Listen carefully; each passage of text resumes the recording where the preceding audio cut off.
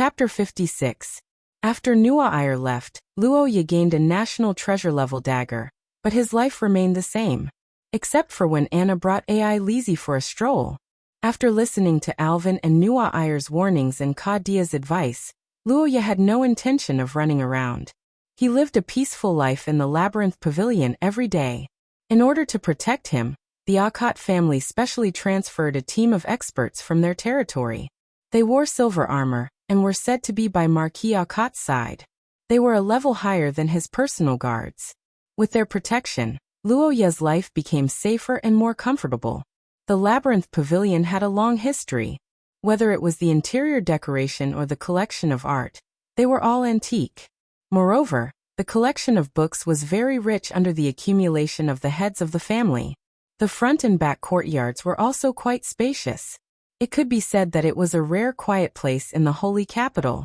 Of course, it was also because of its fierce reputation.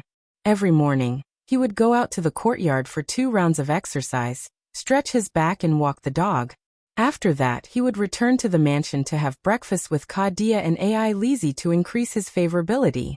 After that, he would either read or exercise. When he had nothing to do, he would polish his shiny dagger and feel his wealth. Lunch, afternoon tea, and dinner were all the same. Because Ai Lizzie was busy with home economics classes recently, she didn't have much time to see Luoya. Therefore, every time he fed her, he would provide her with a lot of favorability. In fact, after stabbing Brown in the back, Ai Lizzie was already able to hold a knife and fork. However, Luoya couldn't bear to see her suffering. Moreover, if Ai Lizzie ate by herself, wouldn't that mean that Luoya, who was feeding her, would lose his job? Naturally, the daily income of favorable impression points would be greatly reduced. That was something that couldn't be allowed to happen. Thus, under Luoya's selfishness, the great task of feeding Ai Lizzie continued. Due to the girl's independence from a young age, Luoya was not worried about spoiling Ai Lizzie until she became useless. In fact, both parties had already tacitly agreed that this was an emotional interaction at the dining table. Was he going to spend the new year in the holy capital? You're not going back. Well, it's been snowing heavily for the past 2 days. It'll take 5 days to get home. It's not a good thing to spend the night outdoors in this kind of weather, especially for you. You just recovered from your injury not long ago. Me? I'm fine. Speaking of which, are we really not going to leave just because of the weather? That's just one of the reasons. The other reason is that the return journey might not be safe. Kadia's words made Luoya silent for a moment. Naturally, the things that could make the return journey of the Akot family unsafe were not bandits or beasts. However, since Popo didn't say it explicitly, Luoya was too lazy to bring it up. Perhaps feeling that the atmosphere at the dining table was a little dull, Kadia thought for a moment before speaking again. His tone was much more relaxed. But actually, this might be a good thing for you. The new year in the holy capital is much more lively than in Akot City. When I was young, I always wanted to spend the new year here. Is there some kind of event? Of course there is. The palace's New Year's ball, St. Pharaoh's Cathedral's New Year's prayer meeting, giving out holy candies, and the most famous choir competition in the entire theocracy. It's very lively. As soon as Kadia mentioned these traditional programs that were famous in the holy capital, Luoya and Ai Lizzie were also attracted. As the royal family of St. Maester theocracy, the Heathcliff family had to hold 2 kinds of celebrations. One was naturally the New Year's ball for the nobles in the palace. This was no different from the New Year's banquet held by the nobles in other places, except that it was held in the palace and on a larger scale. The other event was the New Year's prayer meeting. St. Phala's Cathedral was built over 600 years ago. Ever since it was built, it had been used as the church's great holy church. Almost all of the major religious events were held here, and the annual New Year's Eve prayer meeting was one of the most lively events. After the prayer meeting, the national choir competition would be held on New Year's Day. It was a bit like the New Year's Gala. Everyone present would be given a vote by the church. After the choir finished their performance, the voting would begin, and the ranking would be determined based on the number of votes. At noon, there would be carriages in front of the church and the central avenue of the palace giving out candies. which were also known as holy candies. In this era, candies were not cheap. In fact, they were quite expensive. Therefore, the reception of this event was particularly good every year. People lined up to wait for it. After a few rounds of such events, it was difficult for the holy capital to not be lively during the new year. Coupled with the people from all over the world who came to watch the ceremony and the pilgrims, it was simply a sea of people. It does seem very interesting. After listening to Ka Dia's description, Luoya and AI Lizzie looked at each other excitedly. The two had already decided to spend the new year here. In fact, ever since Luoya recalled his previous life, he had not seen the crowds in his memory. This time, he naturally would not miss the opportunity to see the local customs and customs. Perhaps it was because of the new year, Nua Ayer did not come again after that visit. Luoya was happy about it. Although it was impossible to cut ties with this angel because of his family, it was also good to maintain a good relationship with her, and have less contact with her. After all, they were far away from the storyline and had a peaceful life. After recovering, Luoya also started his own classes. The science of this world was very simple for him, who had been ravaged by high mathematics. History, geography, language, and religion were a bit more difficult to remember. However, it had to be said that it was easy to recruit temporary teachers in the Holy Capital. Many teachers of the Holy Capital Academy came to the Akkad family to earn some extra money during the holidays. However, what surprised these teachers was that the Akkad family's young master, who was said to be ignorant and incompetent, was actually very intelligent. He often drew inferences from one case and displayed an extremely strong learning ability. The teachers, who had taught a group of hedonistic sons every day, were full of praise for this. In one breath, they had reversed Luoya's evaluation in the outside world. In terms of extraordinary strength, Luoya was in a state of slow growth. Source rank 5 and below did not have source substances. The only way to increase strength was to train physical strength and practice curse techniques. Luoya did not slack off in these two aspects. His strength was currently ranked in the upper middle of source rank 6. Among his peers, this was already considered a leading position.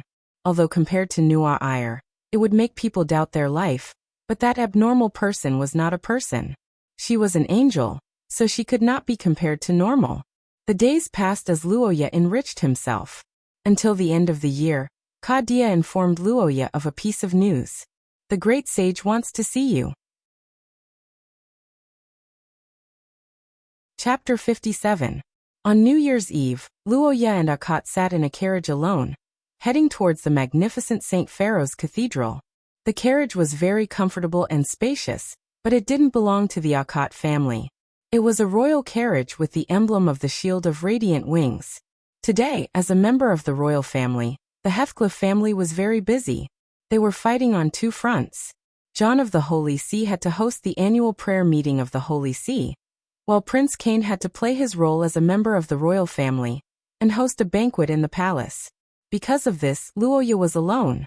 As a marquis and a military officer, Ka Dia naturally had to attend Prince Kai Yin's banquet. Although AI Lizzie could go anywhere for safety reasons, Luoya insisted that Ka Dia take care of her all the time.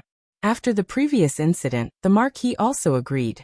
So AI Lizzie, who was originally happy because of the excitement, immediately turned red. She grabbed Luoya's hand for a long time before letting go. Before leaving, she didn't forget to remind Luoya. "Brother, I heard that Her Royal Highness is the leader of the choir today, so when we meet, it's better to let Her Royal Highness conserve her energy and not talk too much." It's like that. Luoya was surprised to hear that Nua Ayer was the leader of the choir for the first time. He finally understood why he hadn't heard from her for more than 2 weeks. She was probably training hard. Speaking of which, with Nua Ayer's beauty and her position as the leader of the choir, was she trying to cultivate a new generation of idols? Her popularity would definitely be through the roof. But it should be fine if we just talk, right? No. After that, we can go see Her Royal Highness together, and we can talk then. Well, that's true. AI Lizzie looked at Luoya with a smile, but her eyes seemed to inadvertently glance at the dagger at the youth's waist. The girl's expression remained unchanged, but her hands uncontrollably clenched. The president of the Luoya X AI Lizzie fan club, Anna, had used various means to reveal to the girl that Nua Iyer and Luoya had exchanged daggers. At that time, the AI Lizzie had suffered a heavy blow, but when she went to see Luoya with tears in her eyes, she realized that the young man didn't take it seriously at all. After asking for more details, AI Lizzie realized that it was a misunderstanding, but at the same time, she became vigilant. Nua Iyer, this was an opponent that the introverted AI Lizzie didn't dare to make an enemy out of. Compared to her, anyone of the same age would feel like an ugly duckling. But feeling the burning feelings in her heart, AI Lizzie couldn't let go no matter what. My advantage is that I'm by old Sama's side. Although Miss Nua Iyer is strong, she can't accompany him. Father has also acknowledged me, and in the future as long as old Sama. Okay, then I'll go first. See you tomorrow, AI Lizzie. A warm hand touched the silver-haired girl's head, causing AI Lizzie's body to stiffen and her mind to go blank. She raised her head to look at the smiling Luoya, and a layer of red immediately appeared on her white and tender face. See you old Sama. The overheated girl who couldn't think straight could only stutter out her farewell, and then watched as the youth boarded the car and left.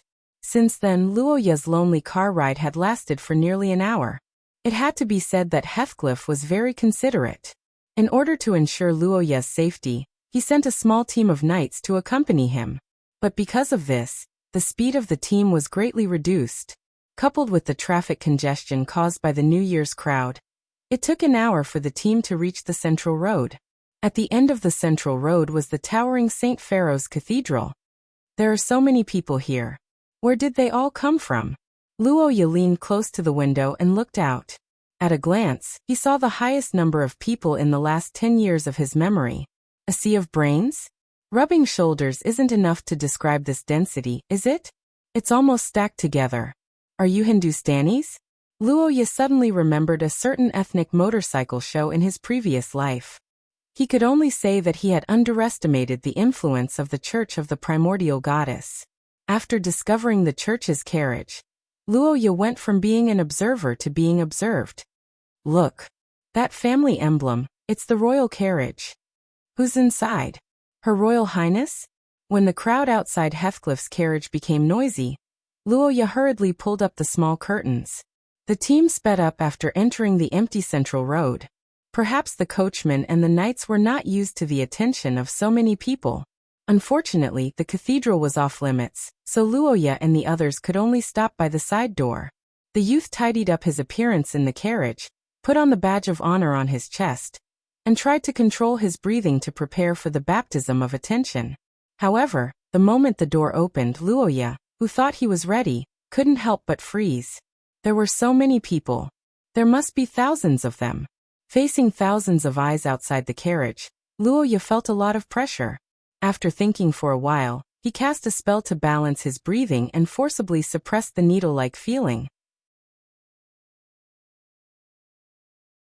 Chapter 58. St. Pharaoh's Cathedral was an ancient building with hundreds of years of history. Logically speaking, it should be somewhat old, but to Luoya's surprise, it gave him a feeling of splendor. Not to mention the spotless floor, the chandeliers, which seemed to symbolize the omnipresence of light, were specially made for illumination. There was no flickering light at all. Instead, it was as stable as the electric lights in his previous life. Under this stable light source, whether it was the walls or the ceiling, were filled with countless religious murals. Luoya's understanding of the primordial goddess was still very limited. He could not understand many of the murals that depicted mythical events, but as a noble, he had been exposed to art appreciation since he was young. In the young man's opinion, these murals were not only beautiful, but many of them were also painted by famous artists. Such a large collection of murals could be considered a priceless treasure. This was the sedimentation of a rich history, and also a comprehensive manifestation of the church's strength. After entering the door, Luoya was led to the auditorium by the staff. And then there was no more. It was not that the people of the church ignored him. It was just that they were too busy on the eve of a large-scale event, and there was a serious shortage of manpower. Helplessly, Luoya could only tour the area by himself. It was more than an hour later that he saw the great Archbishop John. He was an ordinary-looking old man with gray hair. He was no different from any of the people that Luoya saw on the way, but upon closer inspection, he gave off a kind aura even though he was not smiling. He was sitting on a stone chair with a red carpet, wearing a white holy robe. The lights in the room were not bright, but they seemed to be attached to his body. Luoya felt like he had stepped into an epic legend. The feeling of reverence skyrocketed. He was surprised, but he could not describe it. But he knew the reason. The Sapphira, Mercy, was one of the most suitable Sapphira for humans that the Heathcrit had firmly controlled since ancient times. Kadia once said that the high-ranking transcendents of this line were like saints in the eyes of mortals. Lies and sins had nowhere to hide in front of them. Akat family Luoya Akat is here to meet you. It is my honor to meet you, Your Majesty John. In the face of such a strong person, Luoya naturally did not dare to be disrespectful. The young man placed his hand on his chest and reported his family name, showing his good upbringing.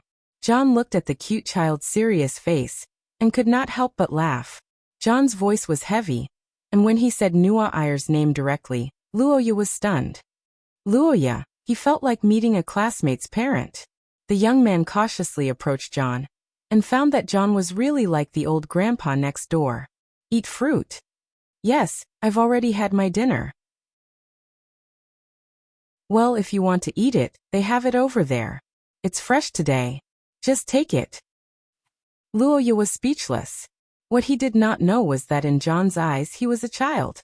John was already over 100 years old, and Luoya was only 10 years old, the same age as his granddaughter. He did not see Luoya as a big deal. He just wanted to show that he was close to the Akat family, and also meet his granddaughter's rare good friend. By the way, how do you like the sword? John saw the winged sword on Luoya's waist and looked at the shiny sword with interest. Luoya took it off and handed it to him.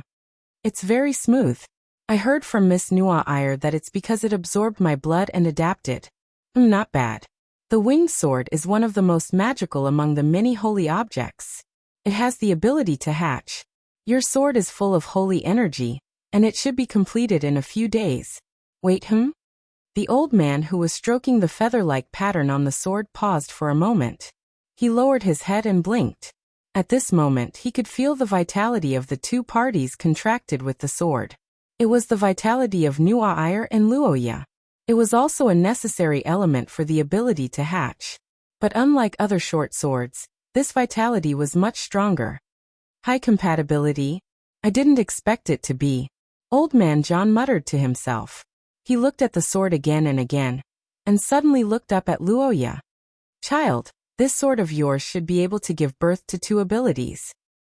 2 abilities? Yes, your compatibility with Nua Ayer is quite high.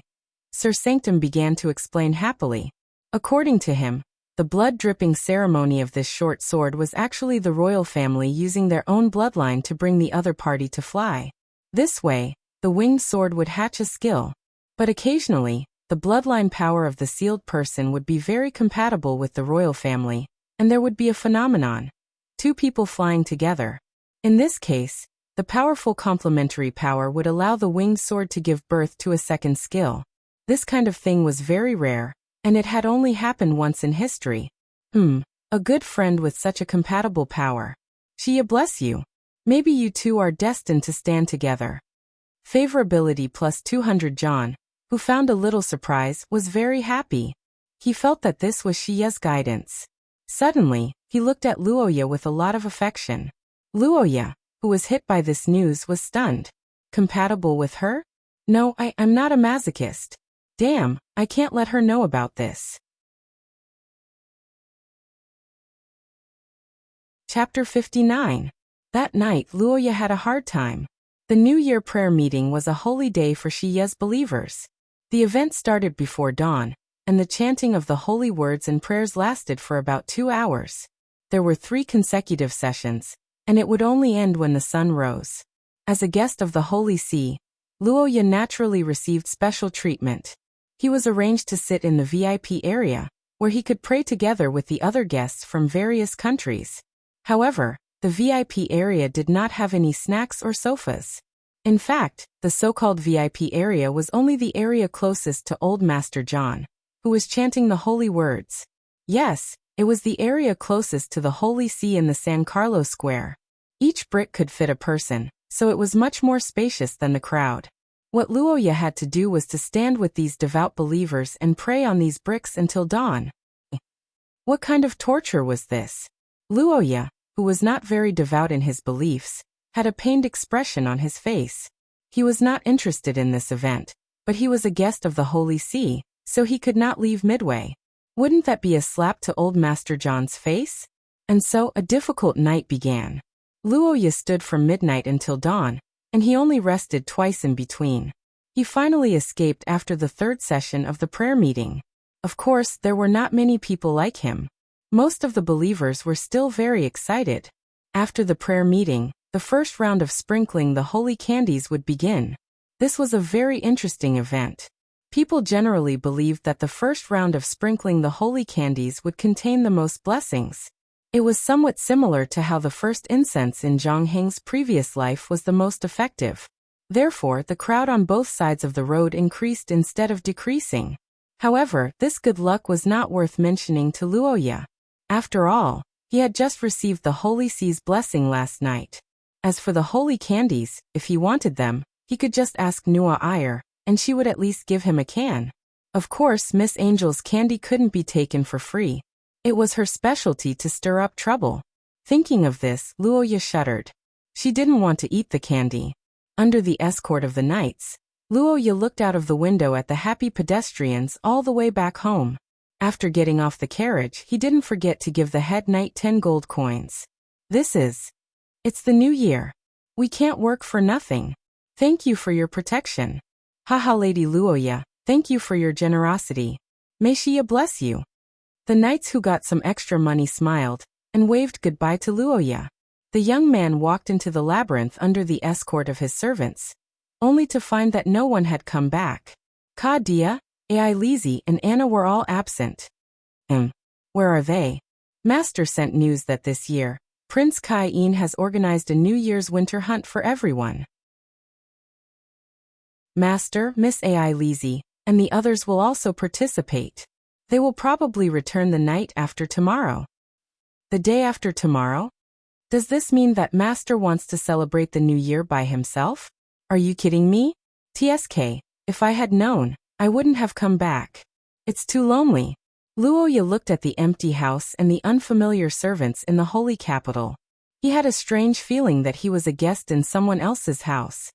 Forget it, I'm too sleepy. I'm going to sleep. The black-haired young man yawned out of boredom. He complained that he didn't have Ai Lizzie to drink during the new year. As he returned to his room, he casually took off his coat and fell asleep on his bed. When Luoya opened his eyes again, the house was completely dark. Only a faint light illuminated the room behind him. After sleeping for a long time, Luoya turned over and felt his back relax. He sighed comfortably. Phew, what time is it now? 6 o'clock in the evening. Wow.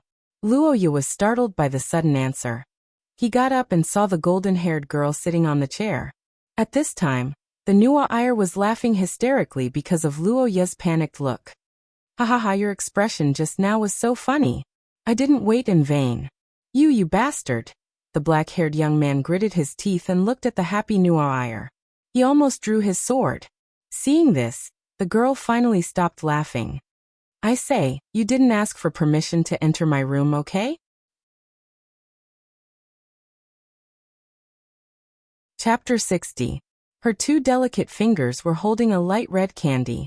Her blonde hair was shining brightly under the light, and her legs were long and slender like a work of art. Her flushed cheeks and joyful yet sadistic eyes revealed the excitement in her heart, and the corners of her mouth were curled up in a playful smile. Beautiful, really beautiful. Luoya swallowed his saliva as he looked at the beauty under the light. He had to admit that the Nua Iyer's charm was simply fatal. Moreover, she treated Luoya very well.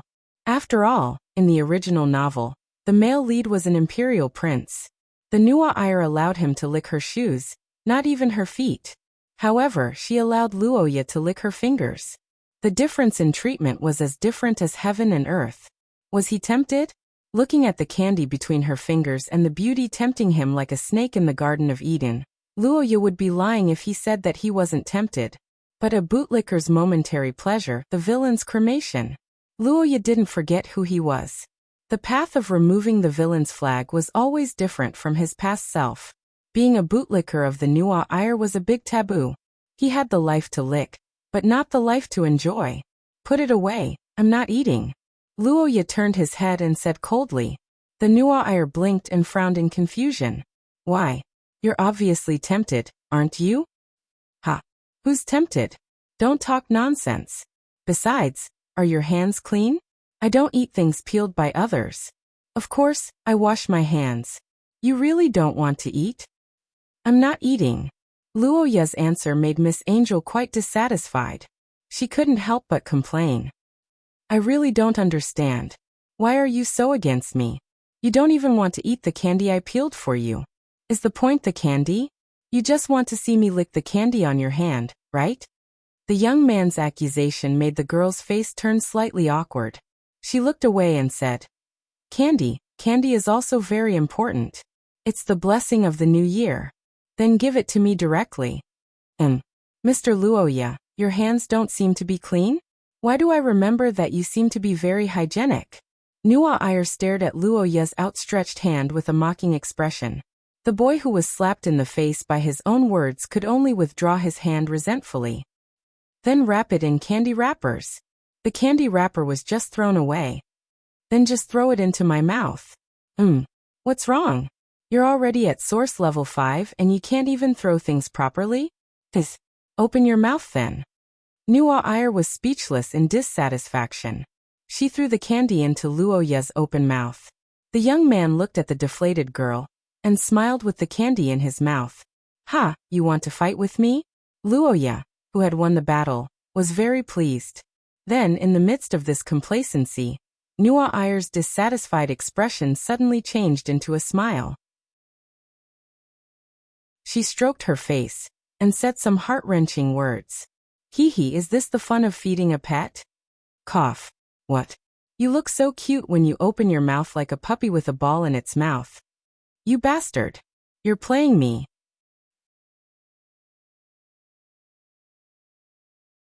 Chapter 61. The moon was high in the sky, and the silver light shined on Roha, who was sitting by the window in a daze. The boy shook his legs and looked at the hands of the clock inside. Sigh, I can't sleep. During the day, there was no one at home, so he slept until dinner. After eating with Nuwa Ire, the two chatted for more than 2 hours. After a tiring day, the young girl went back to her room to sleep, while Luoya was completely awake. He went to the study room to get a book and read until midnight. However, Luoya was still not sleepy. After thinking for a while, the young man decided to go out for a walk. After putting on a coat, Luoya walked out of his room. The maid on night duty asked him if he needed anything. The young man looked at the royal servant brought by Nuwa Ire and shook his head. I'm just taking a walk. You don't have to follow me. Yes, Luoya-sama. The maid returned to her original position, while Luoya walked around the house alone. My house is quite big. Luoya sighed inexplicably as he walked around the maze hall. As the host, Luoya should have brought Nuwa Ire to visit the maze hall. However, due to the poor lighting at night, this matter was postponed until tomorrow. Good evening, young Master Luoya. Is there anything I can help you with? No, nothing. I just can't sleep. Is Her Highness asleep? Yes, Her Highness has been asleep for 2 hours. I see. Luoya looked at the room enviously and replied. Just as he was about to say goodbye, he suddenly remembered something. By the way, did she win the choir competition today? Yes, Her Highness' singing was like the sound of nature. All the judges present were amazed. The maid Mia proudly answered Luoya's question. The young man nodded and thought of the young girl's dissatisfaction when he didn't go to watch the competition. After thinking for a while, he asked, Do you have any recording equipment that can record the singing or video? Are you talking about the shadow recording stone? Of course, we are prepared. Every year, the church will record the mini programs at the beginning of the New Year's prayer and sell them to various countries in order to let the people far away also bask in the glory of Shia. Miya's words made Luoya stare blankly. The teenager suddenly remembered that there was such a thing, but the Akot family never bought it. It wasn't because of how expensive the shadow recording stone was. The real reason was that the opening of the church was too boring. After a whole night of prayer, Luoya estimated that other than the most devout believers, no one would be able to watch that stupid stone for more than 6 hours. There's one in the Psalm Symposium? Yes, it will be recorded. Then can you bring me a piece tomorrow? I want to watch His Highness compete, so that she wouldn't find fault with me again. Luoya added the second half of the sentence in her heart. The servant girl heard the first half of the sentence, but imagined a lot. She widened her eyes in surprise, and then her head turned green. She showed an ambiguous and touched smile. Favorability plus 200 What was going on? Why are you green? Does your family sell this? Luoya looked at the servant girl whose favorability suddenly increased. He was speechless. Thinking about it carefully, he seemed to have always had the talent to make the servant girl green. His family was the same, and he often made the house green. I didn't expect young Master Luoya to be so considerate. I believe His Highness will be very happy to know. No, Please rest assured I will prepare the shadow recording stone tomorrow. I will give it to you by the day after tomorrow at the latest. Miya said excitedly, full of enthusiasm. The servant girl who had taken care of Nuwa Iyer for many years naturally knew that Her Highness was lonely. Therefore, she supported this teenager who broke her loneliness. Chapter 62. What did it feel like to have a perverted ancestor? Luoya felt that he was now qualified to answer this question. He was very panicking, and feeling very embarrassed. All along, Luoya had always treated Nuwa Iyer with a don't-come-near-me attitude. But today, he wanted her to stay by his side and not leave his sight. There was too much information in Ponte's diary that Luoya couldn't take it all.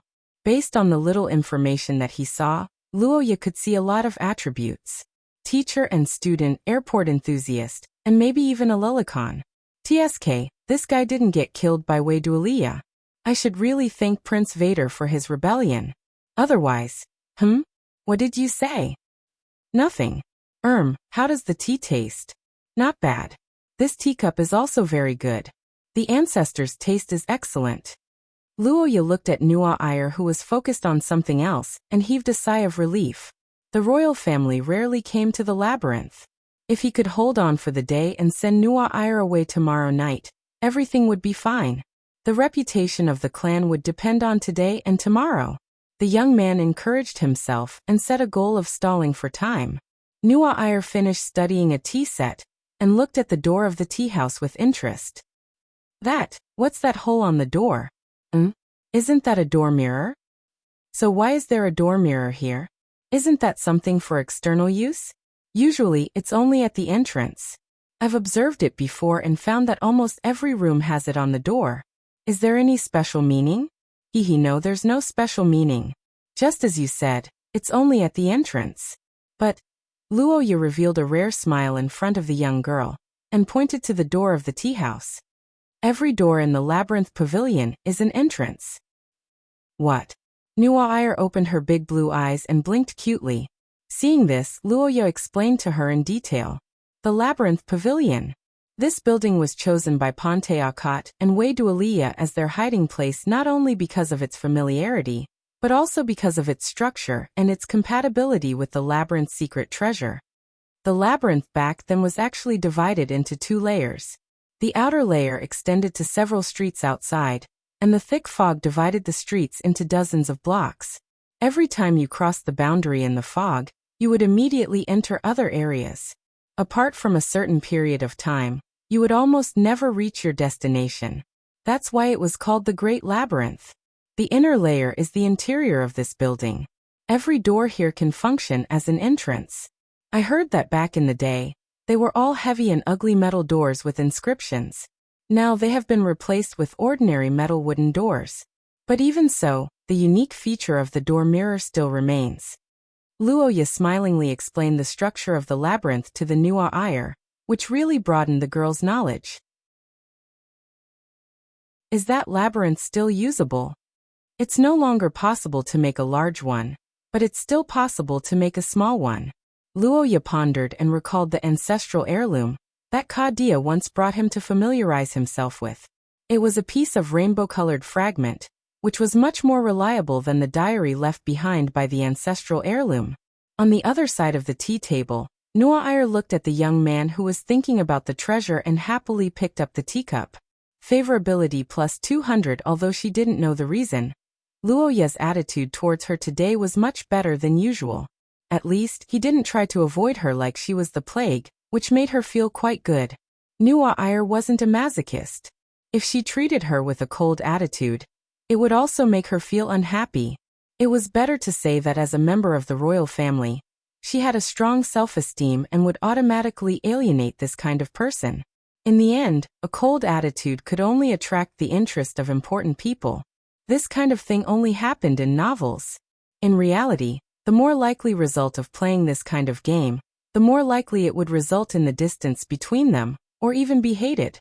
Nuair and Luoya's situation was more like secret sharers. They were friends who could open themselves up to each other without hiding anything. Most importantly, although Luoya had always been against her, he had never discriminated against her. Nuair was very clear about this point. Moreover, Luoya had known her secret for so long, but he didn't have any intention of using her as a bargaining chip. He also didn't reveal her secret.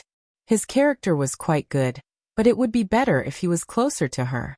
The young girl sighed as she drank her tea. In her opinion, the difficulty of winning over Luoya was quite high. She didn't know how that silver-haired child was able to be so close to him. Nuair envied Ai Lizzie, but she didn't know that at this time. Ai Lizzie was about to cry when she heard about the two of them celebrating the new year together. It was Kadia who tried his best to pacify her.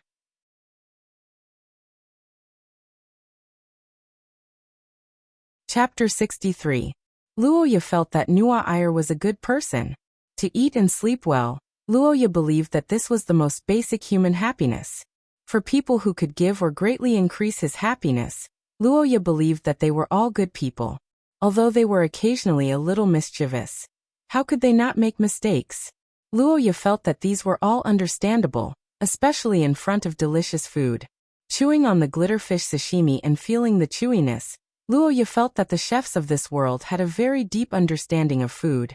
At least, they were no longer talking about color, fragrance, and chewiness.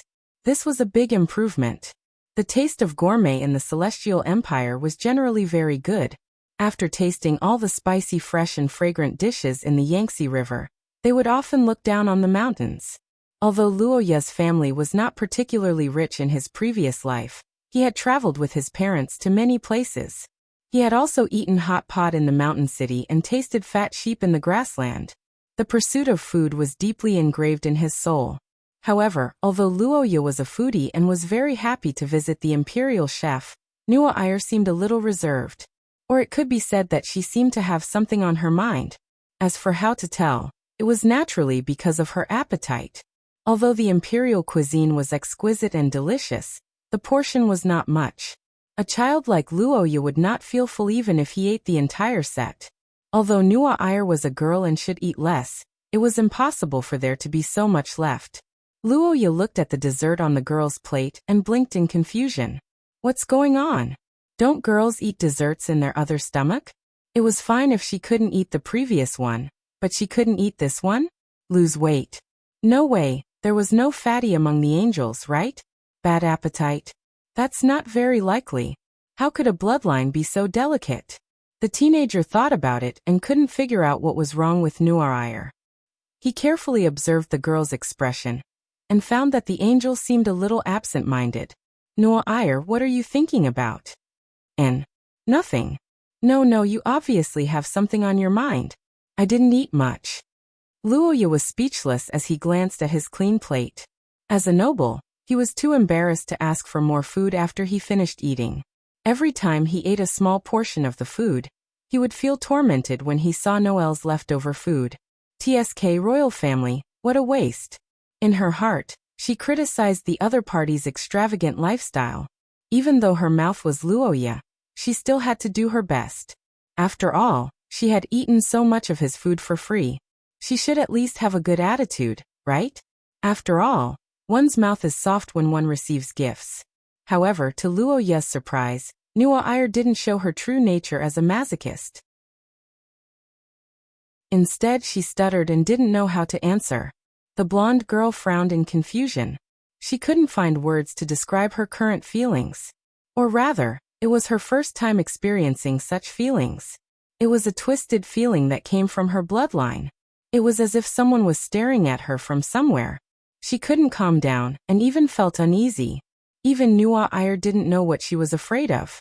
Although the girl had heard from her elders that the angel's bloodline had the ability to foresee danger, Nuo Air had never experienced it before.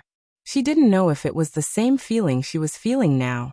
Most importantly, she didn't think that she and Luoya would be in any danger. The girl raised her head and looked around. Not to mention the maids and servants standing in the distance, she had brought a whole team of royal guards with her. In addition to the Akot family's personal guards protecting Luoya, there were nearly 200 extraordinaires around the maze. 200 extraordinaires could be said to be a small army, and they were elite soldiers with a high degree of professionalism. Not to mention the sentries in the mansion. Even the floor-to-ceiling window where the two were standing was full of sentries and patrols everywhere.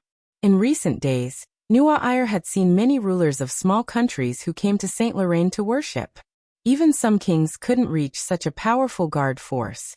In addition to these, the two also had a curse vessel to protect them. As a princess, Nuo Air was born with a special curse vessel to protect her. Luoya was the heir of a local aristocrat. They had no enemies before, and after the birthday party incident, they should have gotten something from Kadia. With the protection of the curse vessel, the safety level of the two had improved by leaps and bounds. Last but not least, this was Saint Lorraine, the headquarters of the Holy See.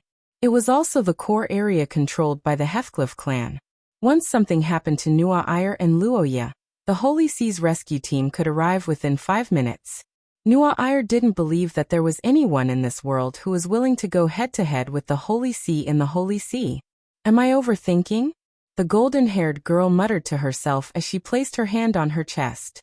Logically speaking, she would understand that her worries were groundless. However, her emotions and physical discomfort made her decide to say a few more words. Luoya, do you have your curse vessel with you? Protective curse vessel. Oh, you're talking about this. The black-haired boy listened to Nuo Air's words, touched his chest, and picked up a small amethyst pendant. Ciri's protection stone. A curse vessel made by Ciri, the great scholar of Bologna, the kingdom of scholars. It can resist several attacks from high-level extraordinaires. This was the curse vessel that Kadia gave to Luoya after the birthday party.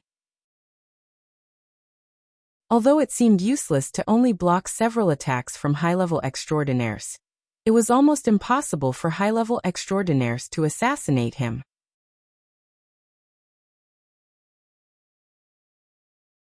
Chapter 64.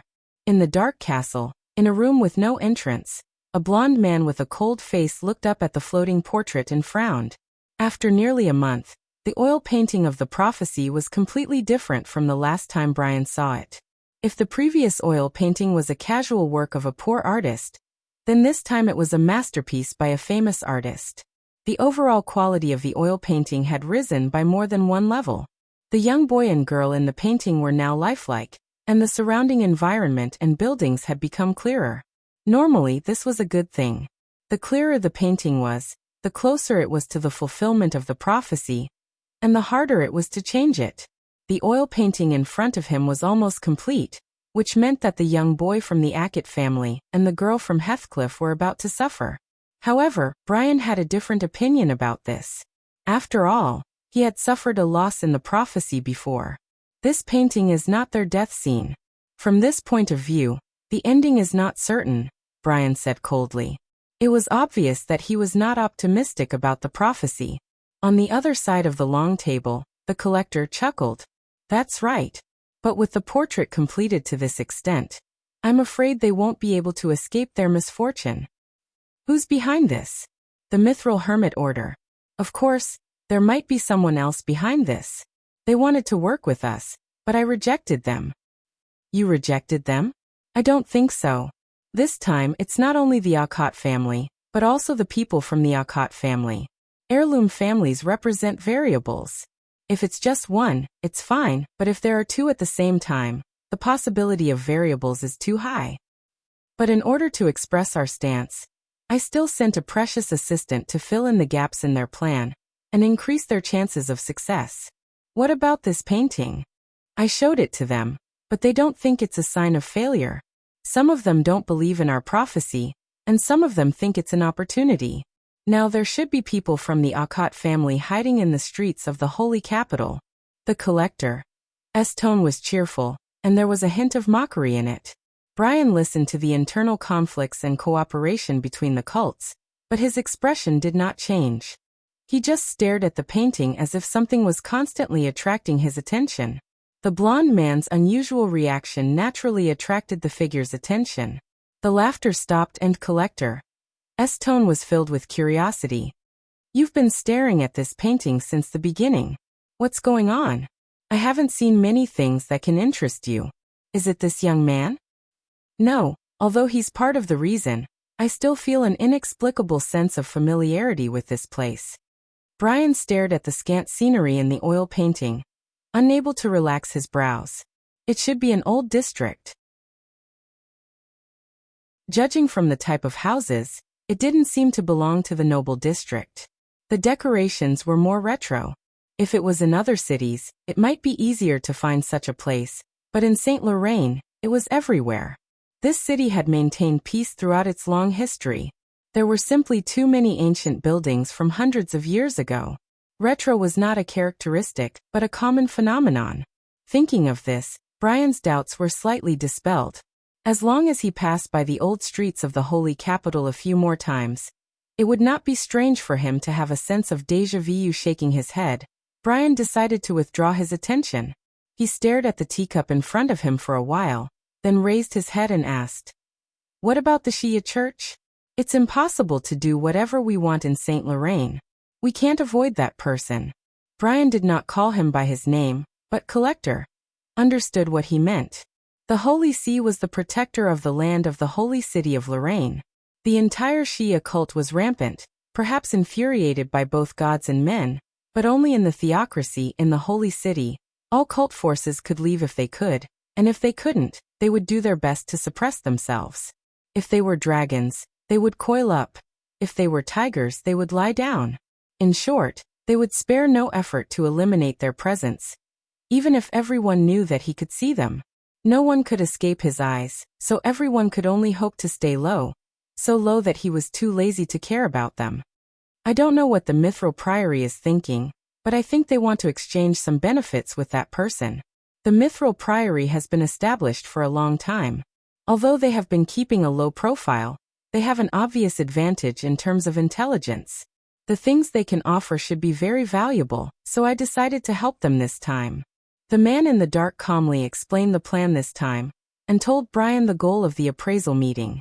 It was not important to participate, but to avoid being sold as trading materials. It could be said that it was a wise choice to protect oneself.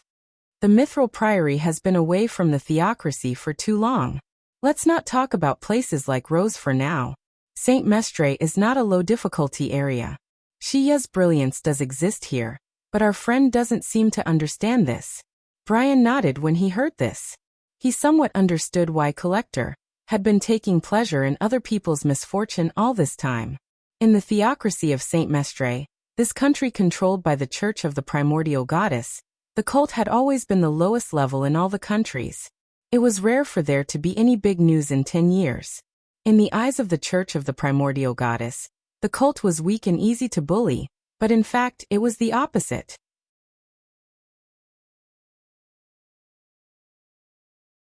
Chapter 65. Peter Carter was in a bad mood because of his bad luck. The burly man from the appraisal meeting did send him here, and before he came, he knew that this trip was actually a lottery. If he drew a good lot, he would only meet his target, Luoya Akat. In this case, Peter would immediately retreat. If he drew a bad lot, he would meet Luoya and a random guard. In this case, as long as he didn't meet a tough opponent, Peter should be able to handle it with his own ability. The bad lot which was the worst case, was meeting Luoya and Nuaire together. Heathcliff had the blood of angels. This was not a family that could be easily messed with. It was a common understanding among all the cults in Shia that they couldn't play dirty with this family. Hundreds of years ago, the secret ritual church did not believe in this evil and assassinated Heathcliff's people. As a result, the church began a 40-year-long hunt without caring about the cost. For more than 40 years, the secret ritual church traveled to all the human countries. They even hid in the secret land deep in the mountains. However, no matter where they went, the church's butcher's knife followed them like a shadow. After more than 40 years, this organization with more than 10,000 extraordinaires was wiped out. The church used practical actions to tell all the cults and other organizations that in a head-on conflict, they could fight and kill. The sacrifice of Heathcliff's people was because they were not skilled, but if anyone dared to assassinate them, no matter where they fled to, the church would kill them all. Peter's target was not Nuaire, so this was not a big deal. According to the normal procedure given by the organization, he just had to control or injure her, kill Luoya, and leave immediately. However, in reality, Peter was not willing to do this. Beating up the heir of Heathcliff, what good would that do?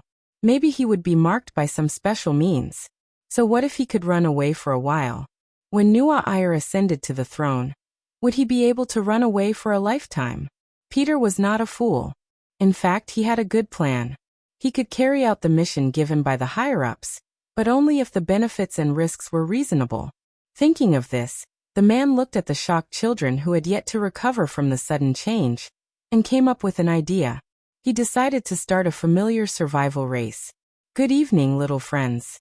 I apologize for my sudden visit. I'm a pious monk from the secret Silver Monastery. I'm here on orders to take the life of one of you. This space is my bloodline ability.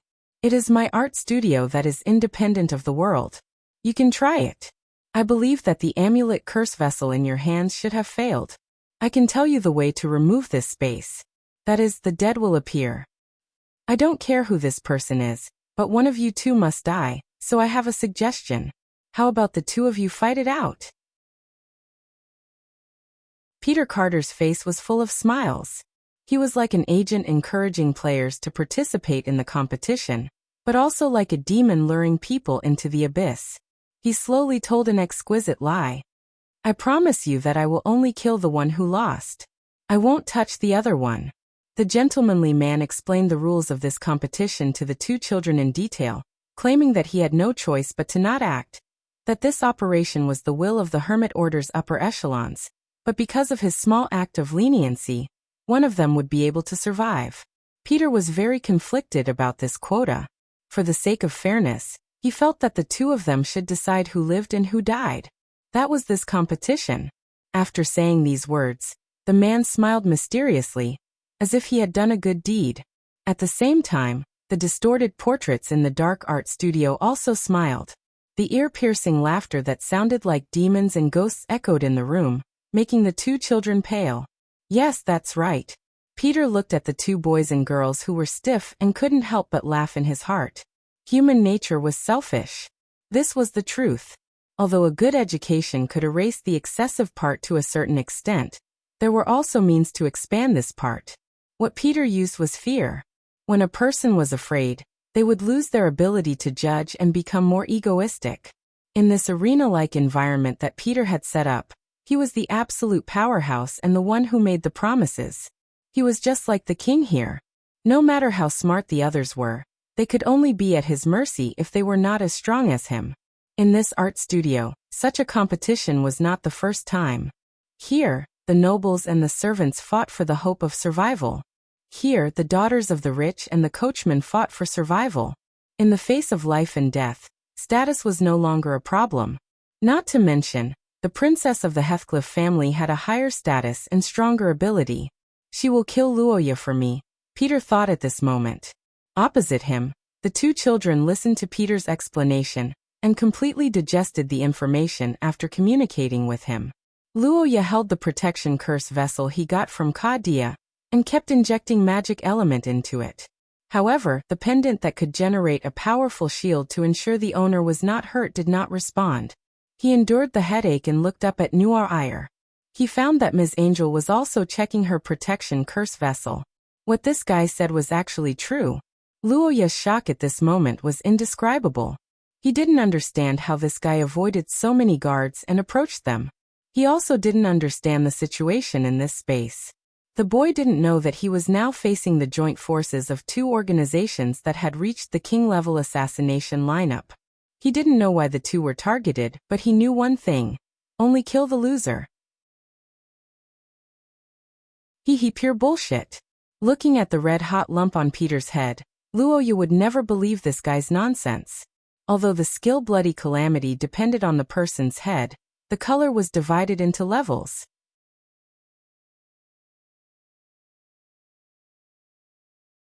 Chapter 66.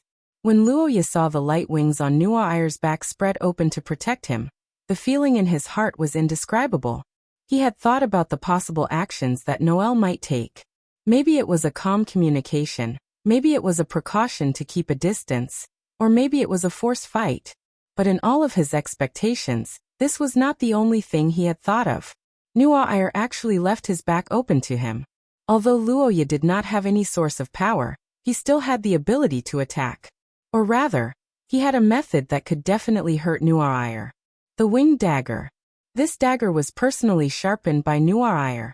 It could easily break through the defense of an open-source grade 5.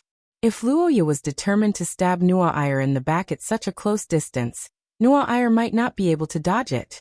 Her back was facing him, which meant that she had absolute trust in him.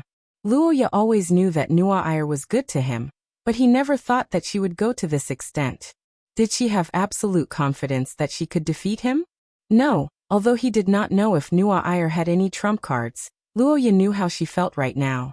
Her hand that was holding Luoya's hand was trembling. Although it was barely noticeable, there was no doubt that she was not as calm as she appeared to be. In this dark art room, surrounded by terrifying portraits, her performance had far exceeded Luoya's expectations. Of course, it was not only Luoya's expectations that exceeded Noir Ire's expectations. Peter was also completely dumbfounded. He never thought that the method he used to become famous would become a catalyst for the girl. Your Highness, Princess of Heathcliff, you seem to have some misunderstanding about us. Although we are a cult and should be hanged, it doesn't mean that we will lie. Peter's eyes swept over the girl and the boy, and he decided to make things clear. I have a rough idea of the strength of the two of you. Your Highness, if you were to start a fight, I think you would be able to obtain an overwhelming victory. If you are worried that I will tell others that you killed that young man, there is no need for that. After all, we are an evil cult. If I say something like that, it will only be regarded as slander and backfire. Are you done? What? In front of the long-winded Peter, the blonde girl stared at him sternly and answered Peter's question indifferently. I, Noir Ire Heathcrete, as the future heir of the royal family, was born with responsibilities and obligations. In terms of official affairs, Luoya is my future subject. As the monarch, I should protect him. In terms of personal relations, Luoya is my closest friend. As a friend, I should respect and love him. I am his protector, his shield in the face of all unreasonable persecution, just like the emblem of our family. Do you think your flowery words can make me give up my responsibility and pride and become your accomplice? You are insulting me, villain. Noir Ire's powerful words stunned Luoya. For the first time, he experienced the feelings of the group of people who followed her in the game. The boy opened his mouth, but he didn't know what to say. For a moment, he felt his throat dry up. A gentleman would die for his bosom friend. It didn't match the current situation, but Noir Ire's attitude did indeed move Luoya. Her wings of light stretched out behind her back, and she was surrounded by light, but it was not worth mentioning compared to the light in her heart. Peter's face was full of anger, but he was tongue-tied by the girl's words. In his eyes, Noir Ire's thoughts were crazy. Natural selection, survival of the fittest. What's wrong with the strong killing the weak?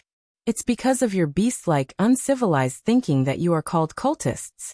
You are indifferent to human life and challenge the order of society. You are destroyers, enemies of civilization.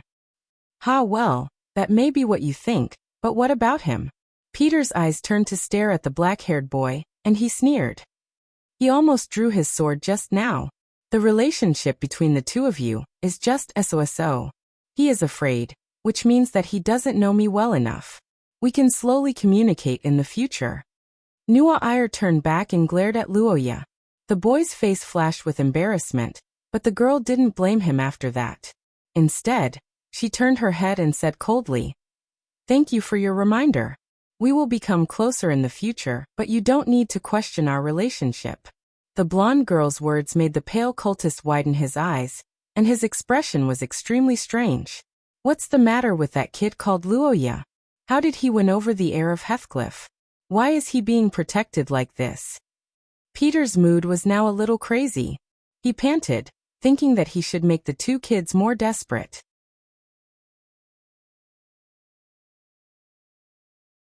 Chapter 67. In the empty basilica, Lucas' words fell. However, what awaited him was not an answer, but a long silence. Although this man with gentlemanly etiquette did not say it out loud, John of the Holy See understood what he meant. In the end, as long as one was in the holy capital, there would be no extraordinary who could escape Hardedef's eyes and defy his will. He was actually very clear on what was happening in this city. This was also why Kadia was at ease in leaving Roja alone in the holy capital. The Mithril Hermit Order naturally knew this as well, which was why they came to negotiate with John, hoping to gain his acquiescence with enough benefits. "We will not harm Heathcliff, son, please rest assured. We know the current situation of the theocracy, and we have ways to cover it up after we succeed. Luoya Akit will not die in the holy capital, and everything will be an accident. The Akit family will not be able to find anything that can be used against them, so there will be no estrangement between them and the royal family. If you are still worried, we can even strike the Eric family to a certain extent, which will buy at least 10 years for the royal family.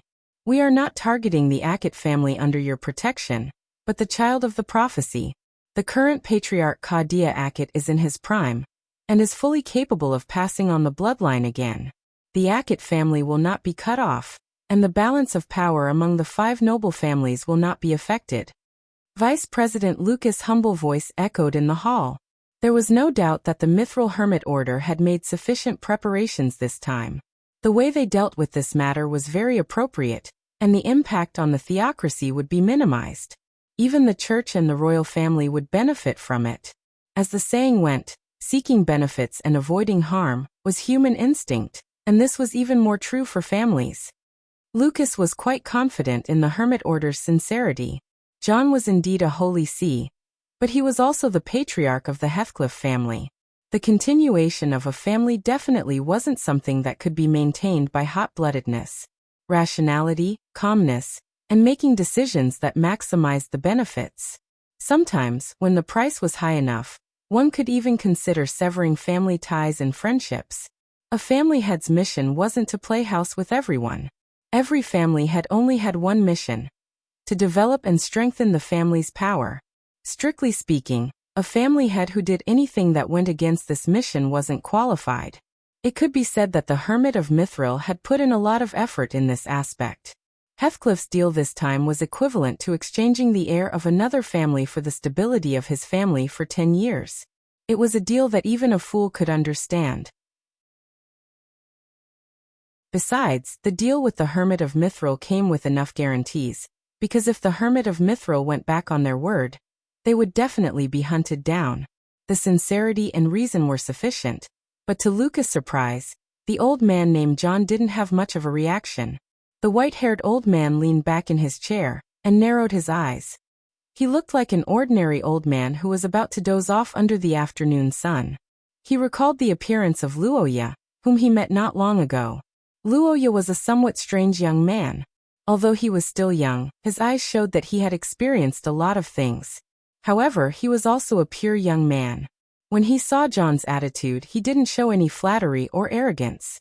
John could feel the purity and integrity in his heart. Carolyn Akate, Vincent Akate, Roy Akate. These are all familiar names to you, right? The old man pointed out these names that used to make some people tremble in fear, but now, as time went on, they gradually faded into the river of time. Lucas frowned when he heard this. John looked at him with a smile on his face. You are afraid of them. You are afraid of their bloodline, and you are also afraid of their spirit. You are afraid that they will bring something from history that you don't want to see. They won't even let go of a child with a prophecy. Perhaps that is the case. But if there are no more troublesome characters in the Acate family, it won't be a bad thing for you and Heathcliff, will it? In fact, we can even reach an agreement on this point. Lucas' words made John fall silent for a moment. The old man's gaze looked into the distance, as if he could see through the river of time, and reach 1,000 years ago to see the ancient contract. Heathcliff will protect the Acate family. This is the agreement that the two families made at the beginning of the Third Era. For 1,000 years, the Acate family has risen and fallen several times, but Heathcliff never gave up on this agreement. So why should I give up now? Because the times are changing. Because the situation is changing. No contract is eternal. As smart as you are, you should know that compared to the country, personal agreements are not worth mentioning. You are right. From the perspective of a ruler, an individual can't be higher than a country. The white-haired old man nodded slightly when he heard this, and a smile appeared on the face of the man in the image, but unfortunately, it only lasted for a short second. But I refuse, John Heathcliff casually added, and Lucas' eyes widened as he froze on the spot. Mithril Hermit Order. Why do you think the Acate family came to the theocracy to seek protection? Why? What? Courage, justice, fairness, seeking the future for the living, upholding justice for the dead. These are the duties passed down in their bloodline. For countless years, they have withered away because of this, but they are still unwilling to give up this original mission. Why would such a family seek help from Heathcliff? The old man who was leaning on the chair straightened up, and his expression was solemn. Because they think that we are similar. They agree with Heathcliff's justice, mercy, and tolerance. They think that our family can maintain our original heart and not be swayed by benefits. They think that the blood of angels will keep its promise even if time passes. Personal benefits are indeed inferior to the country. But what do you think the church is? In this world, those who seek benefits have fallen into evil. They do all kinds of evil for eternal life and power. They are the strong in your eyes. And the church is the light for the weak. From the day it was established, it was destined to never yield to benefits. John Heathcliff's tone went from calm to agitated. Now his hair and beard were all standing up, and the benevolent old man had disappeared, replaced by an angry lion. As a ruler, perhaps I should agree to your conditions. As a patriarch, I should consider the interests of my family first. But before that, I am the sanctum, the leader of the church. I exist here to be kind, fair, and upholding justice. Mithril Hermit Order. Your actions have insulted the church and deeply insulted the justice in my heart. Lucas' face was already pale. He could not understand John's heart of justice, but he could feel that invisible waves had spread throughout Lorraine. In places where he could not see, the bishops who were praying silently opened their eyes, and the inquisitors who had been fighting the cultists for years had also picked up their weapons. You can go back, but those who came, stay.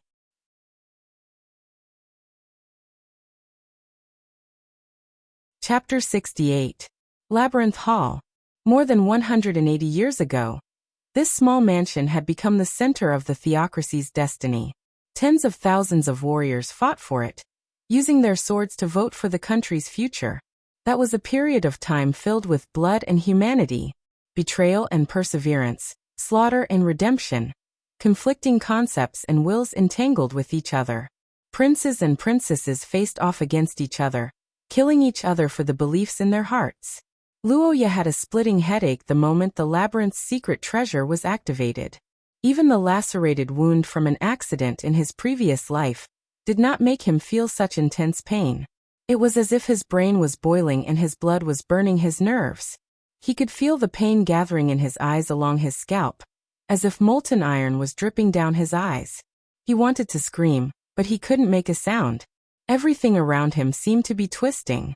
His vision was red with his closed eyes. At this moment, it was as if his vision was being pulled by something, going against the flow of the scorching heat. Ancient books, stone tablets, broken swords, and illusions flashed before his eyes. Finally, he arrived at the source of the heat. It was a candle lit in the darkness. The candlelight was hazy, the flame flickered, and at the edge of light and darkness, an indistinct figure slowly approached. Luoya was completely sluggish at this moment, and there seemed to be a bell ringing in his ears. King's selection. A hoarse voice poured into his ears. He did not know the source, and there was no trace. The next moment, everything dissipated into nothingness, and darkness descended again. Luoya was completely unconscious. Her blood was jumping. This was what Miss Angel, who was still unconscious, felt. When the labyrinth hall broke through the art room and caused a huge change, the bodies of the two children were swallowed by the light. Nuwa Ayer's memory was interrupted at that moment, until the burning pain in her blood woke her up again. The blonde girl opened her eyes and found that she was in a completely unfamiliar environment, and beside her was the unconscious black-haired boy. Luoya, what happened to you? Luoya. Luoya. Ugh. My head hurts, Nuwa Ayer? It's me. Are you okay? Not good. Luoya replied reluctantly after hearing the girl's question. He felt the pain from his head to his face, and the pain was especially intense in his eyes. He couldn't help but curl up and clench his fists. But after hearing his answer, Nuwa Ayer seemed to be in a difficult position. Luoya, I know that you're not in a good state right now, but our situation doesn't seem right. The girl's voice carried a rare hint of panic, which distracted Luoya, who was in so much pain that he wanted to roll on the ground a little. He opened his burning eyes slightly, and found that what he saw was something that he couldn't understand. Why would there be sunlight? The youth who had fallen to the ground had forgotten about the pain at this moment, as he thought to himself blankly. From the start of Peter's sudden attack to the start of the maze, it took less than half an hour. Even if he fainted on the way, it wouldn't be dawn when he woke up again, right? Luoya's brain was numb. He braced himself and looked around. Then he found that the sunlight was the least of the problems. Half-destroyed houses, blood-stained and corpse-strewn streets, mountainous piles of rubble, and overturned carriages. Under the setting sun, everything seemed so dreamy, but the pungent smell of decay and the distant shouts showed the reality and cruelty of the situation. What's going on? This is... Luoya. Can the Akot family's maze create such a scene? Probably not. Then did Grandpa do something? But... The black-haired boy propped himself up and looked around with Nuwa Ayer in confusion. The unprecedented change made the two of them speechless. That Peter doesn't seem to be around here. I clearly saw him being swept in by the light. Peter?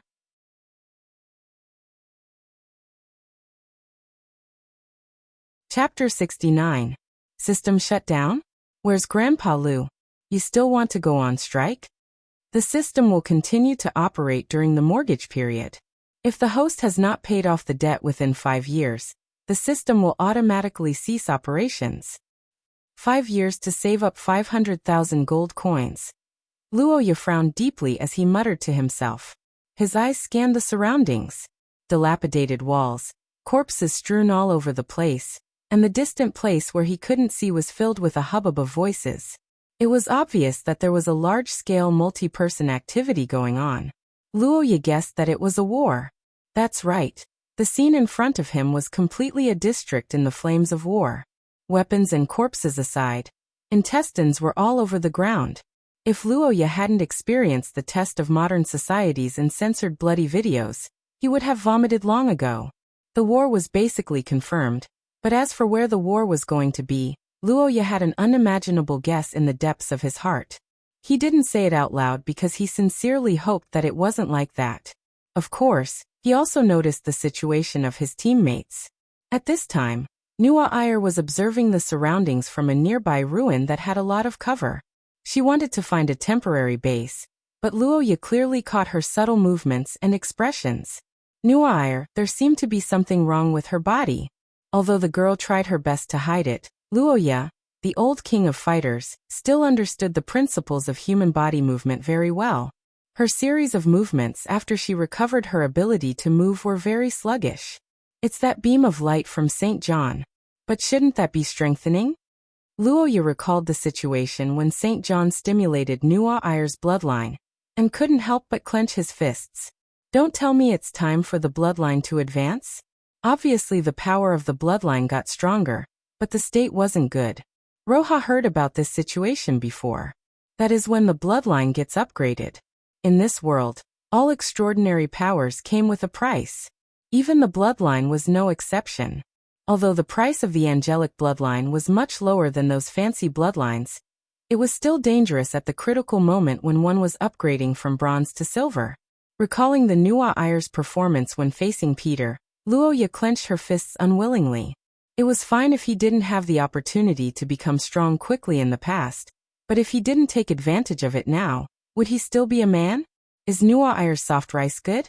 Fragrant. However, Luoya was too shy to eat it. A success rate of 70% was a gamble. 5-card stud. I choose yes. Awaken my bloodline. Activated Bloodline Activation Assistance System. Pain Control System activated. Adaptive Adjustment System activated. Bloodline Awakening Rate. 18%. A series of system prompts rang out, like a tube of chicken blood injections injected into Luoya's body. At this moment, the young man's headache rapidly subsided, and the magic essence in his body began to increase explosively. His body made a slight noise, and his bones and muscles seemed to be adjusting to the most suitable structure. A few seconds later, Luoya, who was like a plagued chicken due to his headache, suddenly jumped up. At this moment, his golden eyes were bright, and his movements were swift and powerful. On the other side, Miss Angel, who was still investigating, was stunned. Luoya, are you alright? Basically, I'm fine. Did you find a good target? Not yet. There should be a fierce street battle nearby. There are only a few intact houses, and it's too simple to use as a hiding place. Also, I have a feeling that our position isn't too good. Nuwa Ayer looked at the corpses all over the ground and frowned. She had been trained in the night since she was young, so she naturally knew that after every battle, the army had to clean up the battlefield, confirm the casualties, and take captives. Especially in street battles, if the corpses were not disposed of in time, once the underground water was contaminated, there was a high possibility of a plague outbreak. In history, there were even cases of dead cities where plagues were prevalent after wars. Then, since this was something that the regular army knew to do, why didn't they collect the corpses here? There were a few possibilities for the answer. First, the casualties are too heavy, and we don't have enough manpower. Second, there are people like the Bones cult who specialize in solving the problem of the dead. They provide enchantments to suppress the plague and curses. As for the third, Nuwa Ayer swallowed her saliva and said with difficulty, that is, the battle is not over yet, and we are in the middle of the battlefield.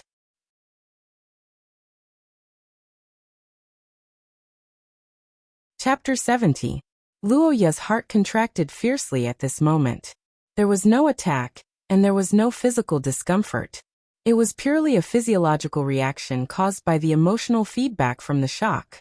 Although Luoya already had some vague guesses in his heart because of the previous changes, when the evidence was placed in front of him, he still felt that he could not accept it.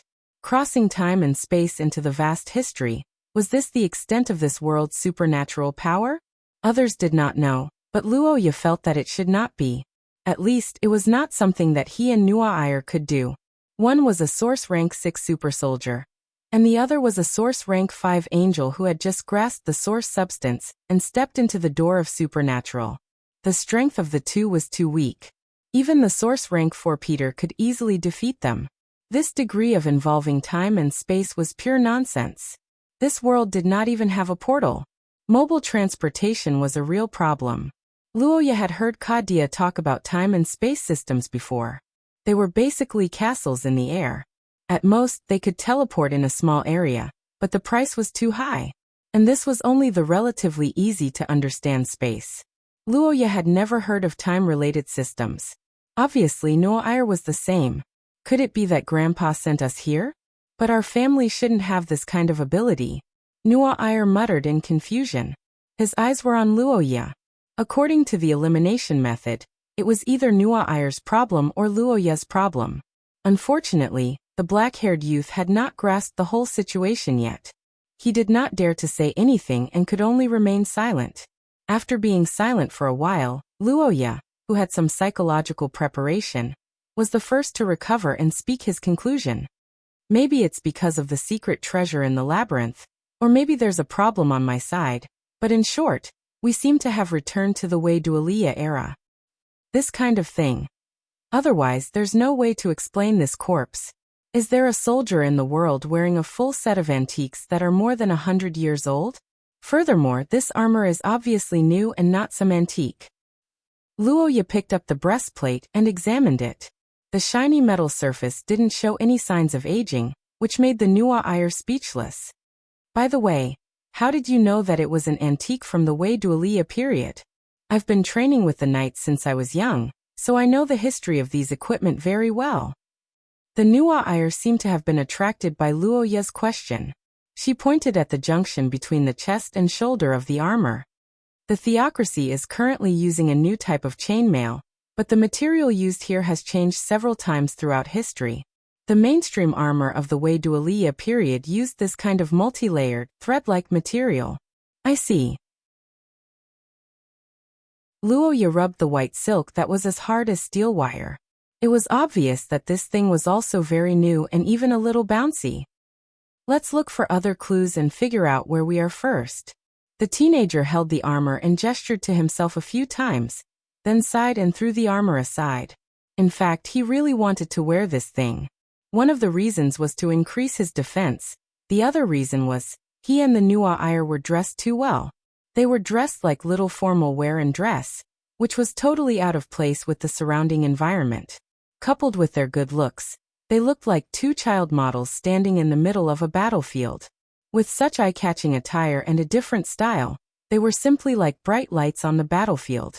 One had to know that the children of nobles were all money in the chaos. If they were captured, they would ask for ransom from their families. If the families gave up, it would be fine, but if the families didn't give up, they would be kidnapped and sold or even killed. Luoya understood this principle, but the Nuwa Iyer understood it even more. The armor is too big, we can't wear it at all.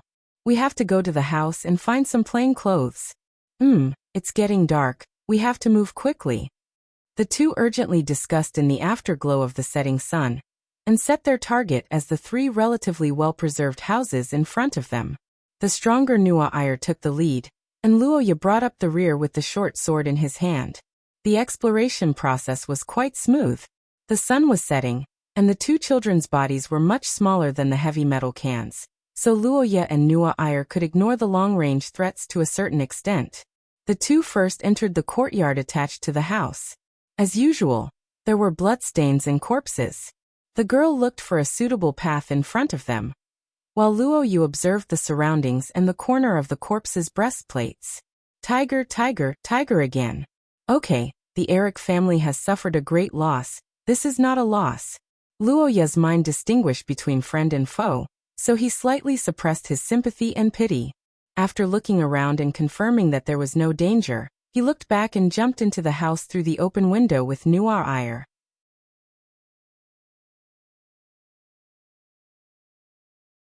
Chapter 71.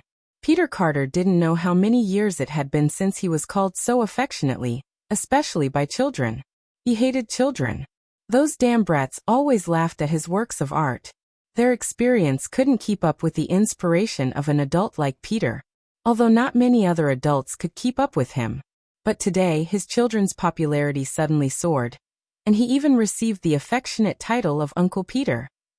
Of course, there was also a large amount of hatred points. When they heard the word trick, the soldiers who were surrounding Nuwa Iyer were stunned. The leading officer stared at Peter and immediately felt that something was wrong.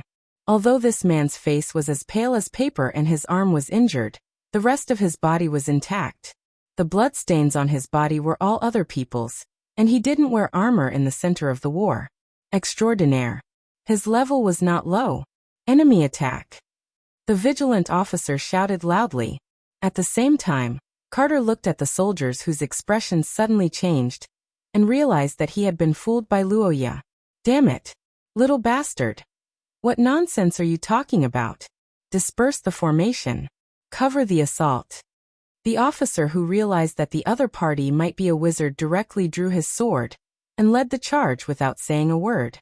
The 10 soldiers behind him followed closely.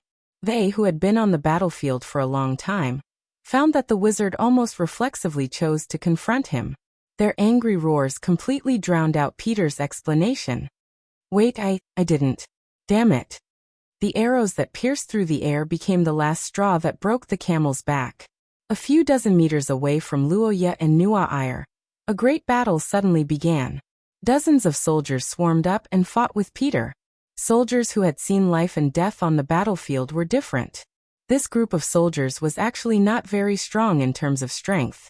The 3 officers leading them were only source level 5, and the rest were ordinary source level 6. They shouldn't be able to fight with Luoya, but the combat strength they displayed was far stronger than Luoya and Nuaire. The division of labor and encirclement, the arrow cover, the shield bearers in front, and the damage output from behind. The 3 source rank 5 players wandered around and stabbed at the back. The perfect system allowed them to be on par with the powerful Peter for a while. Not long after, both sides had already seen blood.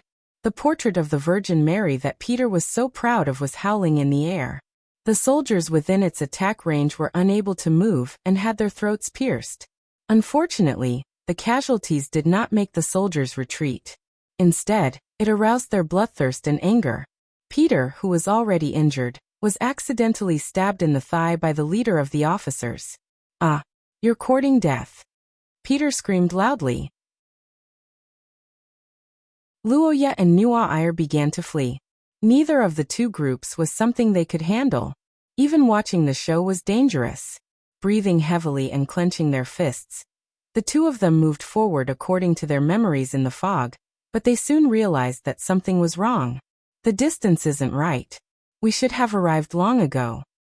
The fog of the March chaos. This is the interior of the labyrinth. There will be ghosts if we reach our destination. What should we do? Does the Ackett family have any records of this? Records? You mean the number of missing people? Luoya complained helplessly. After thinking for a while, she said, "There is no way to solve this labyrinth. There's no way to break this maze. That's its strongest point. According to the records, even Prince Vader's personal guards couldn't break through it. Only the owner of the secret treasure of the labyrinth can move about freely. Is it the rainbow-colored gem? Is it with you? Of course not. And considering this history, the gem fragment should be in their hands now." Luoya's eyes looked into the depths of the churning fog. She seemed to be able to see the man and woman who became companions in this battle. They started the good relationship between Ackett and Heathcrete. "Mr. Ponte and His Majesty Weidualia." Nuaire muttered the answer to herself. For a moment, she was lost in thought. As a female leader and ancestor, Weidualia had always been her idol. To be able to see her in person, Nuaire was a little excited at the thought of this possibility, but Luoya had mixed feelings. Am I going to meet my ancestor? If he hadn't read Ponte's diary, Luoya might have been excited. But now he only hoped that his ancestor was a decent person. Sigh, the beautification in heroic stories is not just for show. Come to think of it, how can there be a completely righteous person in the world? Is it really to remove one's desires? And without desires, it is equivalent to not having empathy. Can such a person still be called a human? Luoya didn't want to think too deeply about this philosophical question. On one hand, the environment was not right. On the other hand, he found that Nuaire's situation was a little strange.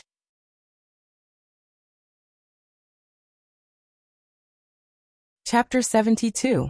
Luoya had always ignored Nuaire, and even avoided her frequently. Her Royal Highness used to attribute this situation to her lack of charm. However, when the young man protected her in this deadly maze, Nuaire realized that this might not be the case. It wasn't that Luoya didn't like her, but he didn't like to flatter her. This guy was stubborn to a certain extent, or rather he had a high self-esteem. Even the identity of a princess couldn't make him obediently flatter her. However, in contrast, when real danger came, this was a person worth trusting. Nuaire felt that she and Luoya were the same kind of people. Not referring to status, but the core part of a person's heart. Justice, kindness, and a certain pride in the heart that made them unwilling to yield. Luoya's actions tonight were completely different. Especially in the studio, Nuo Air wasn't the only one who experienced the test of humanity. Luoya also had a winged dagger in his hand. Facing a terrifying existence like Peter, even the proud and powerful Nuo Air couldn't escape fear. How could the weak Luoya not have any fluctuations in his emotions? However, behind the girl, he tenaciously held on to his heart, which made Nuo Air feel that she didn't misjudge him. Thinking of this, the girl felt the change in her heart. It wasn't for pleasure, nor was it to satisfy her inner desires. It was something that even Nuo Air couldn't explain. Her heart was warm, but when she thought about it carefully, she felt a little itchy. Her brain was heating up, but it wasn't an illness. She knew that her possessiveness was starting to swell, but even someone as intelligent as her was helpless. Luoya's existence gave her a strange feeling.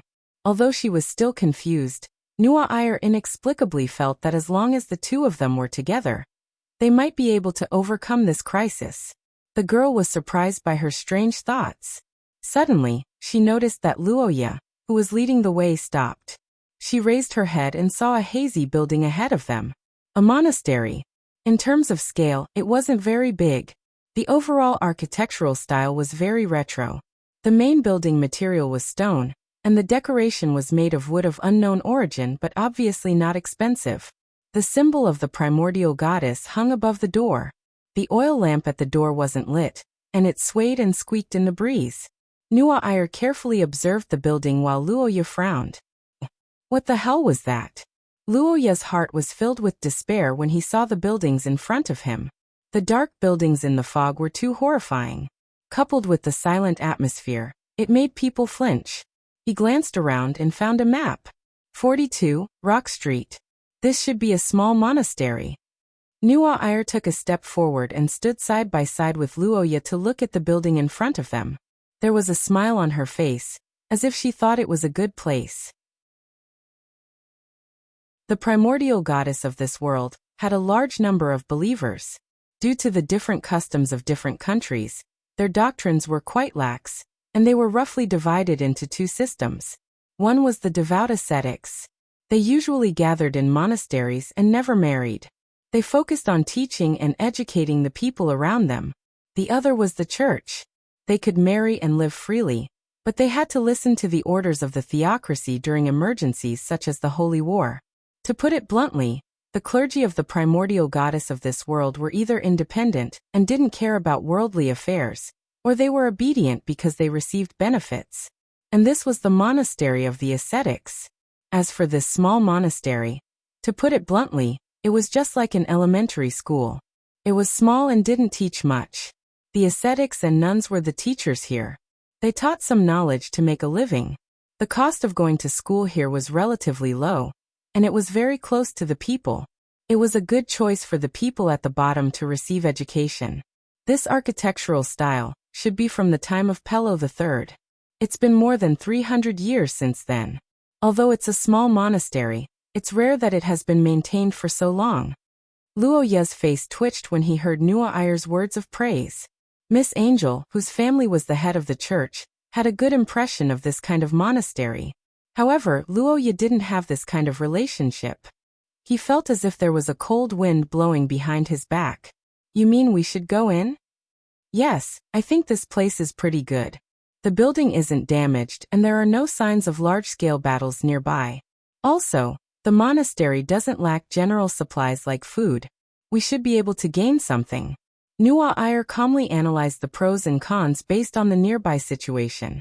Luoya, whose eyes were twitching, was speechless. After thinking for a moment, the youth walked in front with his sword. Follow me. Okay.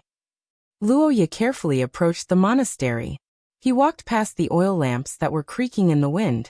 After cautiously observing the surroundings, he placed his hand on the monastery's door and pushed it forcefully. It's locked. There seems to be someone inside. It shouldn't be a soldier. Otherwise, it would be impossible for there to be no sentries.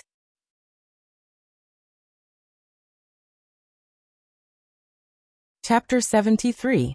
Do the two of you have enough bread? I have some jam that I sell on the street. It tastes pretty good. Thank you, Cultivator Crow. Aren't you going to eat some? No thanks, I just ate when the sky turned dark. In the dining hall, the middle-aged cultivator was all smiles as he handed them food and water, as if he was afraid that the two of them would eat too little. Luoya looked at those burning eyes filled with longing and respect, and felt a headache coming on. Favorability plus 100. What's going on? You don't know me, do you? I don't look like a powerhouse who can protect a region, so why is your favorability so high? Luoya looked at the green light that was bouncing around on Crow's head, and his face was filled with doubt. Wait, is it because I'm too handsome? The young man's expression turned serious as he chewed on the bread. He suddenly felt that this guess was very reasonable. Otherwise, why would a stranger treat him so well? He even took out precious food for them to eat freely? In the current chaos of war, the parents of ordinary noble children might not even be alive, so there was no benefit to be gained. Yes, of course you can ask away. Luoya's mind was filled with random thoughts, and Nua Iyer began to try to start a conversation with this overly enthusiastic cultivator. The girl pondered for a moment, and asked a question that Crow found strange. Right now, it's Princess Weidualia's army that's fighting with Prince Vader's army, right? The war within the holy capital had already been going on for more than half a month, and such a large-scale turmoil could be said to be known to everyone. Noel's question was somewhat strange to everyone, and Crow was also taken aback when he heard it, but he immediately reacted. That's right, the holy sun descended from the sky and landed on the ground, so he definitely didn't understand the situation here. Wait, this seems to be a good opportunity for me to perform? You don't know the current situation of the war, right? I'm more clear about it, so how about I explain it to you? That would be great. Thank you, Cultivator Crow. No need, no need. This is what I should do. Looking at the middle-aged cultivator patting his chest in a righteous manner, not to mention Luoya who could see the favorability value. Even Nua Iyer was a little confused. But after thinking about it, she could only attribute it to Crow's sense of justice. In the following period of time, Crow fully utilized his intelligence-gathering skills. He took out the methods he usually used to teach children, and explained the situation of the two factions. The war had been going on since the beginning of the third month, and more than half a month had passed. Saint Lorraine was under lockdown, and communication with the outside world was cut off. On one side was Prince Vader's allied army, while on the other side was Princess Weidualia's papal guard and knights. The allied army was made up of the Barfaz, Wester and Eric families. But in reality, the Barfaz and Wester families didn't send many troops. This army was mainly made up of the Eric family. On the other hand, Princess Weidualia had the support of Marquis Akate, and the papal guard and knights under him became the main force supporting the princess. At first, the two sides were facing each other with the Central Road as the boundary, but the situation quickly changed. The Allied army launched a rapid attack, and it was said that Marquis Eric personally took over a front line of the Weidualia's camp. With this as a breakthrough point, the princess's army took a turn for the worse. After that, there was a qualitative change in the development of the war. It completely changed from a game of cards to a meat grinder. As the battle heated up, the number of casualties began to multiply every day, and the holy city was flooded with blood. The current situation of the war was relatively clear. Prince Vader's faction had paid a huge price and completely defeated the princess's army. The commander of the army, Marquis Akate, saw that the situation was not good, and ordered a retreat with Princess Weidualia. He also activated a great curse. The area covered by the curse was covered with thick fog every day, and people walking in it would always change their position. It was only a matter of time before the fog dissipated, and everything returned to normal. Now, the remnants of the princess's army were said to be hiding in the depths of the fog, and Prince Vader's army was searching for their whereabouts. In short, it was not safe to go anywhere. Wait, how do you know all this? After listening to Crow's detailed strategy, Luoya felt that something was wrong. There was no internet in this day and age, so how did a monk in the monastery know so much? Ordinary people would at most know which side was which, right? Well, after listening to Luoya's question, Crow began to stutter. After a long time, he finally told the truth under the scrutinizing gazes of the two. Actually, I used to be a member of the Queen's Army's logistics team. I didn't manage to keep up with the team during the retreat, so I could only return to the monastery with the supplies. The bread that you're eating is the one I brought back. Heh, so you were a cook who fell behind.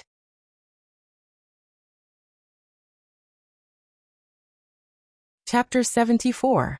42 Lock Street. Luoya and Nuo Iyer were sitting opposite each other at the low table, where the children usually ate in the small convent. They were both silent. They had just finished listening to a story about the prince of this country. Vader Heathcliff, one of the twins of the royal family, was born intelligent. He had shown a strong learning ability from a young age. His extraordinary talent was one of the best even in the angel family, where there were many abnormal geniuses.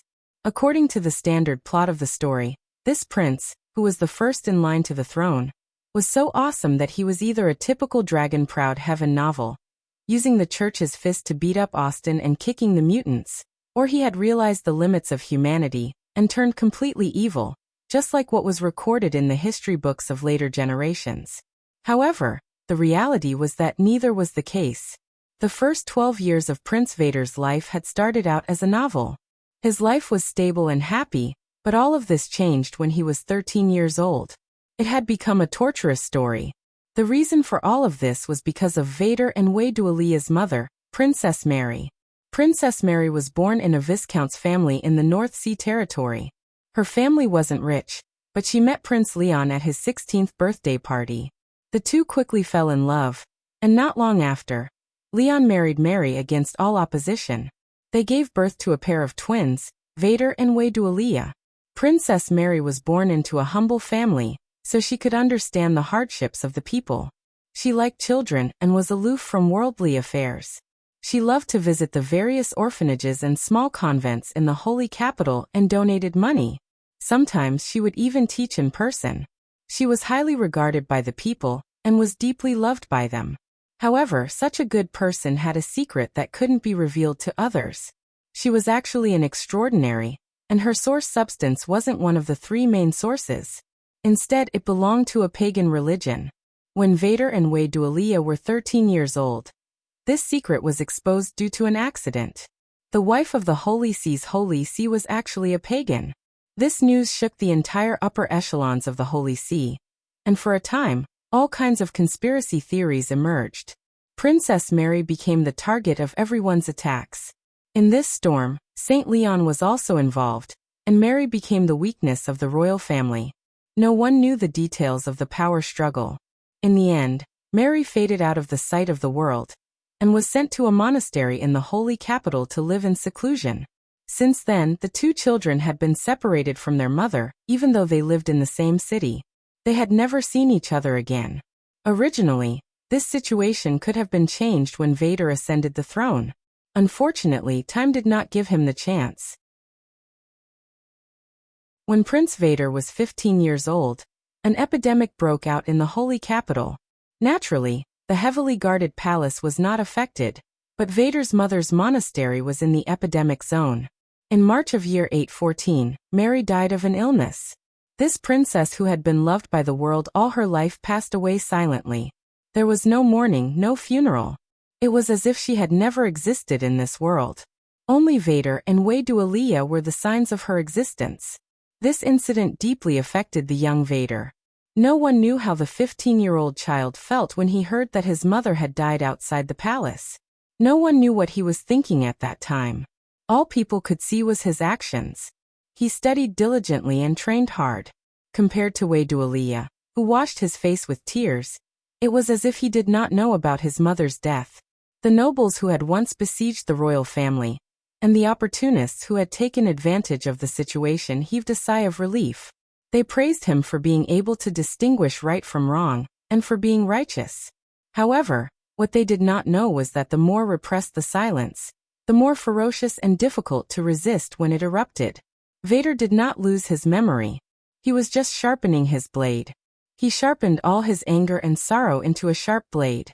He sharpened it for 4 years.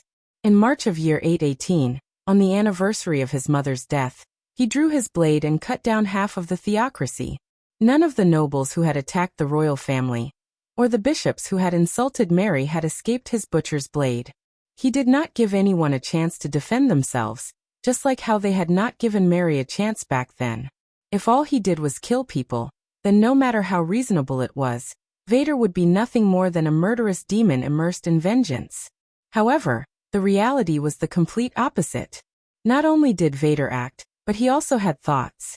The Reformist Party was the name of the faction that Vader led. Most of them were hot-blooded youths who advocated revising many of the doctrines regarding heretics in order to unite the heretics within the theocracy. As a representative, Vader had taken a huge risk to change the origin substance. After losing the origin substance, Vader, who had become a heretic, had voluntarily given up his inheritance rights. As the saying went, "Fight with your back to the river. If you don't succeed, you die trying." Such a resolute attitude moved the hesitant heretics, and they all joined Vader's camp. Even 3 of the 5 great nobles had been roped in by him through some unknown method. After Leon had left the theocracy, Vader, who had endured patiently for 4 years, had built up his power. The following outcome could be foreseen. The Reformist Party launched a coup d'état with an unstoppable momentum and hammered the heads of the conservatives. Waidualia and Ponte were the last strongholds of the conservatives. As long as they were defeated and Waidualia was captured, Vader could force Leon to acknowledge the Reformist Party's views. If Leon did not wish to pass the throne to the other families, then he could only agree to the doctrine's reform. After hearing the cause and process of the war, Luoya and Nuaire were in such a state. There was no other reason other than the fact that this was too different from the history that they had seen in their later generations. Luoya could not find anything wrong with Vader's actions, at least in the first half. In fact, he was happy to hear and applauded. Even a passerby could feel the injustice of Mary's story, let alone a socialist youth like Luoya who did not have any religious conservative ideology. Good kill. Don't talk to me about forgiveness. If you want to forgive someone, your mother will die first. Only after she dies will you have the right and position to forgive someone else. Avenging one's mother was an action that most people would accept. Even if it was against the law, it would still be tolerated by many. This was because such actions were in line with the most primitive morals of humans. However, Luoya did not dare to make any assertions about Prince Vader's Reformist Party. There were no descriptions of this faction in history. He was not in this era and did not understand the social situation. However, according to Friar Klaus, although the Reformist Party's views were radical, they were also reasonable. In the past decade or so, the stable environment of the theocracy had attracted more and more heretics. They had gradually become a force that could not be underestimated. On the bright side, many heretics could help improve the lives of the people. They were also members of the productive forces of society. There was no lack of experts among them. As long as they were used well, they would be a huge resource. But from a bad perspective, since origin substances were unstable, there was a chance that they would fall into depravity due to the price they had to pay for their advancement. They would become evil cultists who would commit all sorts of crimes. In reality, the boundaries between cultists and cultists were quite blurry. It was difficult for many people to determine who they were. In addition, the security of the Holy Capital had indeed been deteriorating over the past 10 years.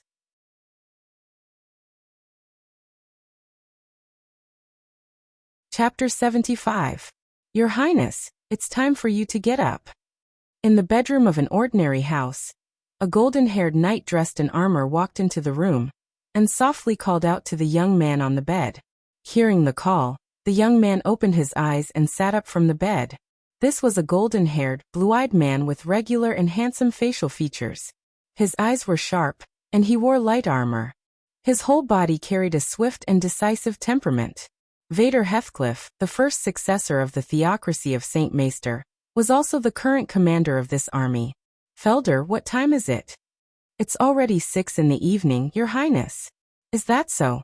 Speaking of which, is it necessary for a marquis like you to wake me up personally? Vader glanced at the young man standing beside him. If an outsider saw such a helmeted and armored person coming to wake him up, They would probably think that he was an orderly. Who would have thought that he was actually a powerful marquis of the theocracy? Felder Eric, the head of the Eric Marquis, one of the 5 great nobles of the theocracy.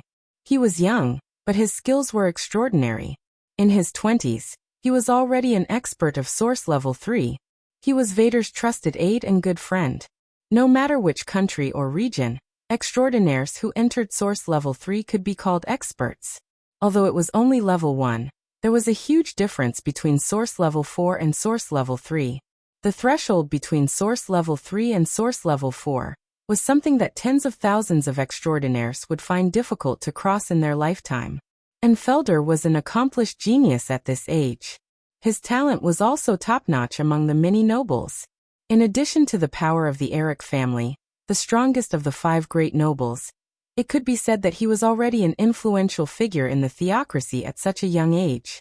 However, such a noble genius did not have a trace of disrespect in front of this young man who had just woken up. When he heard the question, he put one hand on his chest and bowed slightly, saying with a smile, "Of course, it's my honor." Felder's thoughts blurted out from his heart as he watched the young man's thoughts fly. Finally, he had reached this point. Felder was a genius, but compared to the heir of the royal family in front of him, his honors were nothing. Vader Heathcliff, who had advanced to Source Level 3 at the age of 18, learned martial arts from a palace knight of the Kingdom of Knights. At such a young age, he was already so knowledgeable that even the scholars of Bologna knew of his good name. Such a monarch was naturally worthy of following. Furthermore, Felder and Vader had the same ambitions and ideals, so the two were like-minded. How's the search for Waydualia? No results for now. As expected, Vader Heathcliff, Felder Eric to Felders. After 2 hours of sleep, Vader stood up and looked out of the foggy window. Ever since they entered the maze set up by Pant, Vader and Felder had been sleeping for 2 hours every morning and night without fog and with good vision. It was Felder in the morning and Vader in the evening. The two of them took turns to keep watch. It would be a lie to say that they weren't tired after the continuous battles. But even so, they still couldn't figure out the location of their opponents. The passage of time is disadvantageous to us. We can't delay any longer. Otherwise, the sanctum might have problems. Do you have any good ideas? Your Highness. Urgent military intelligence. A soldier rushed in and interrupted the Marquis's words, but the 2 men in the room were not angry.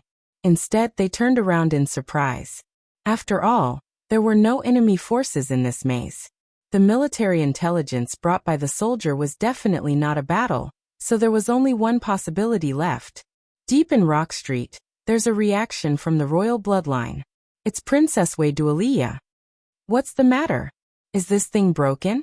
In a beautifully decorated room, a black-haired man looked at the detection device on the table and frowned. This bloodline tracking curse vessel exclusive to the royal family could be said to be quite precious. At present, only 3 members of the royal family owned it, and the one in the man's hand now came from one of them, Princess Waydualia Heathcliff. Simply put, it was a student's item.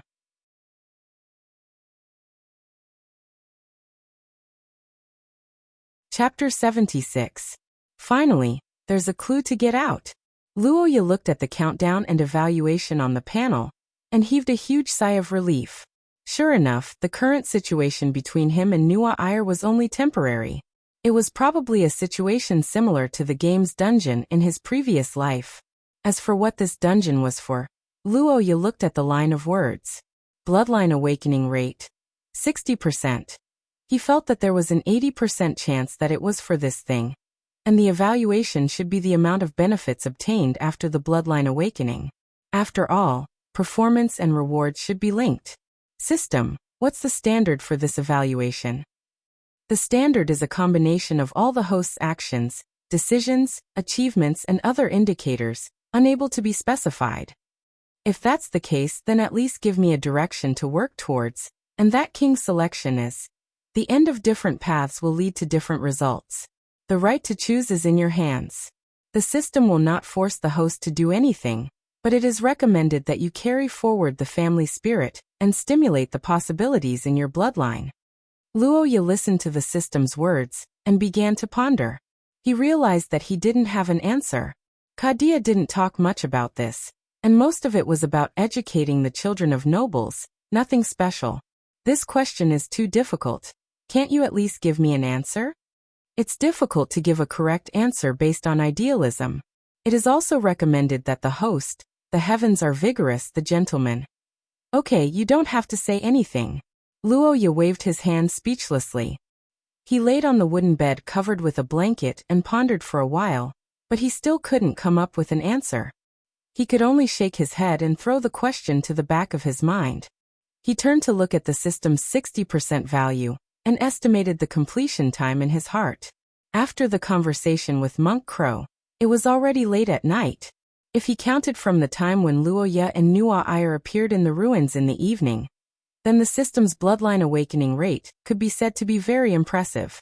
Perhaps he would have already awakened by the time he opened his eyes tomorrow. Sigh, if only it could be that easy. The black-haired youth sighed. What he said before was under the premise of only looking at the bloodline awakening rate, but in fact there were two more important information. Extremely dangerous, 70% success rate. These two pieces of information could be said to have poured cold water on Luoya's fantasy. Now that the awakening process was more than half done, Luoya's body didn't feel anything at all. He didn't know if this was good or bad, but he could only prepare himself to deal with unknown dangers at any time. As for the success rate of 70%, Luoya had already given up on the treatment. After all, the worst thing that could happen to a 5-card stud was failure. He would become an unlucky debtor who owed 500,000 gold coins, but didn't get anything out of it. There's a countdown of 73 hours. Do I just have to get through this time, or do I have to do something? Who exactly is the witness? After a tiring day, the youth stared at the numerical value in the system as he pondered. His consciousness gradually began to blur, and he didn't know when he had completely fallen asleep. Peter Carter gritted his teeth and pulled out the long sword stuck in his thigh with difficulty. When the blade left his body, Peter cried out in pain. Dark red blood also splashed out, quickly dyeing the nearby clothes red. There was no doubt that this was a fatal injury for ordinary people. The speed of blood loss from the main artery in the leg was no joke. People would die from blood loss within a few minutes. However, for extraordinaires, they had many ways to deal with this situation. Not to mention the various healing skills. Even if they didn't have this method, ordinary flesh and blood control could greatly reduce the bleeding. Peter, who had reached the source level 4, could naturally do this, but for him, just reducing the bleeding was not enough. It hurts, damn it. It hurts. Those two little bastards. The black-haired man with a pale face trembled as he held his thigh and cursed. Then, magic flowed on his body, and 3 portraits appeared around him. The first painting was the Virgin Mary that Luoya and the others had seen before. The second painting was a group of girls bathing in the river. The last painting was a noble lady with a pet dog. The 3 paintings, each one of them was what Luoya called the underworld. The 7 orifices of the characters were empty. The river where the girls were bathing was full of blood. The pet dog's face was ferocious and its body was full of blood. The noble lady's body was withered and her muscles were atrophied. Peter looked at the 3 paintings, his red eyes wandering. He looked at his injured shoulder and thigh, gritted his teeth and pointed at the painting of the girls bathing and activated a curse. Scapegoat designated a painting to transfer the damage. The pain of the painter will be borne by the painting.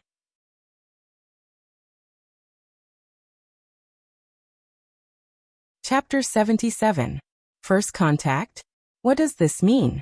Luoya's low sleepiness was dispelled by the system's words. His eyes widened as he recalled the dream, and his body broke out in a cold sweat. No, it can't be. In this day and age, people even skipped premonitions and went straight to reality. Luoya gripped the quilt tightly. The bed in the monastery was already hard as hell, and now something like this happened. He couldn't sleep at all. The black-haired teenager stared at the systems, calculating, and his thoughts ran wild. According to the French system's conduct, it wouldn't take the initiative to cause trouble. Now that something popped up, it must be Luoya's own change. Another number also caught his attention. Bloodline awakening. 80%. Luoya stared at the number and looked at the time. It had been more than 2 hours since he fell asleep. Normally, Luoya wouldn't be surprised if it reached this number, but the problem was, the number didn't move. He was stuck. As for why, Luoya already had a guess. Is this the answer to that question? The teenager muttered to himself. At the same time, the system moved again. Ding! Information updated. Host has obtained a special status. Gulandair's promise. You have made a promise with the king, and you will bring back the truth. Effect. Obtain a powerful strength attribute bonus. Temporary immortality. Lasts for 30 seconds. Remaining uses. 3. Immortality. Luoya looked at his interface and couldn't help but exclaim. He never thought that he could get a skill from dancing on a burial mound. Damn, what the hell is that big skeleton? It's too fierce, but the answer. Luoya thought of the huge skeleton and couldn't help but frown. How did the dead transfer their power? Roha really wasn't clear about this problem. In the end, in this world with supernatural powers, what kind of person is considered dead? For example, that mountain-like skeleton, it should have been a giant. That bloody plain with bones and swords everywhere must have been an ancient battlefield. It should also be the place where he died. But is he dead? It's hard to say. And its power, what kind of power does it transfer? Skill? Bloodline? Knowledge? Luoya scratched his head, and felt that the problem was a little complicated. But soon another matter diverted his attention. Wait, he said, I'm in trouble. What is this? Luoya frowned. He had a bad premonition, but before he could think about it, he heard footsteps in the corridor. Croft's panicked voice came from outside the door. Not good. Lord Luoya, Miss Noire has fallen ill. I found Miss Noelle at the table when I woke up. There was a glass of water on the floor. It seemed like she wanted to drink some water. I touched her head and found that it was very hot. I couldn't wake her up, so I carried her here and hurriedly called you. I understand. Cultivator Crow, don't panic.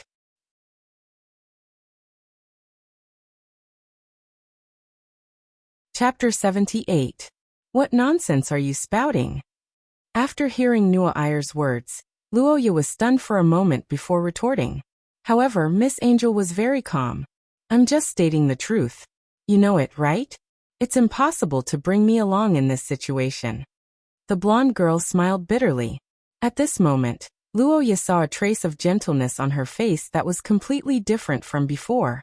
It was a smile with some gentleness and poignant beauty. It was an expression that the young man thought would never appear on Noelle's face. It was kindness in a desperate situation. And it was like a farewell before leaving. Don't worry about me. I'll drag you to your death. Don't be silly. I can't leave you here. What else can I do? Carry me on my back. In this fog filled with murderous intent?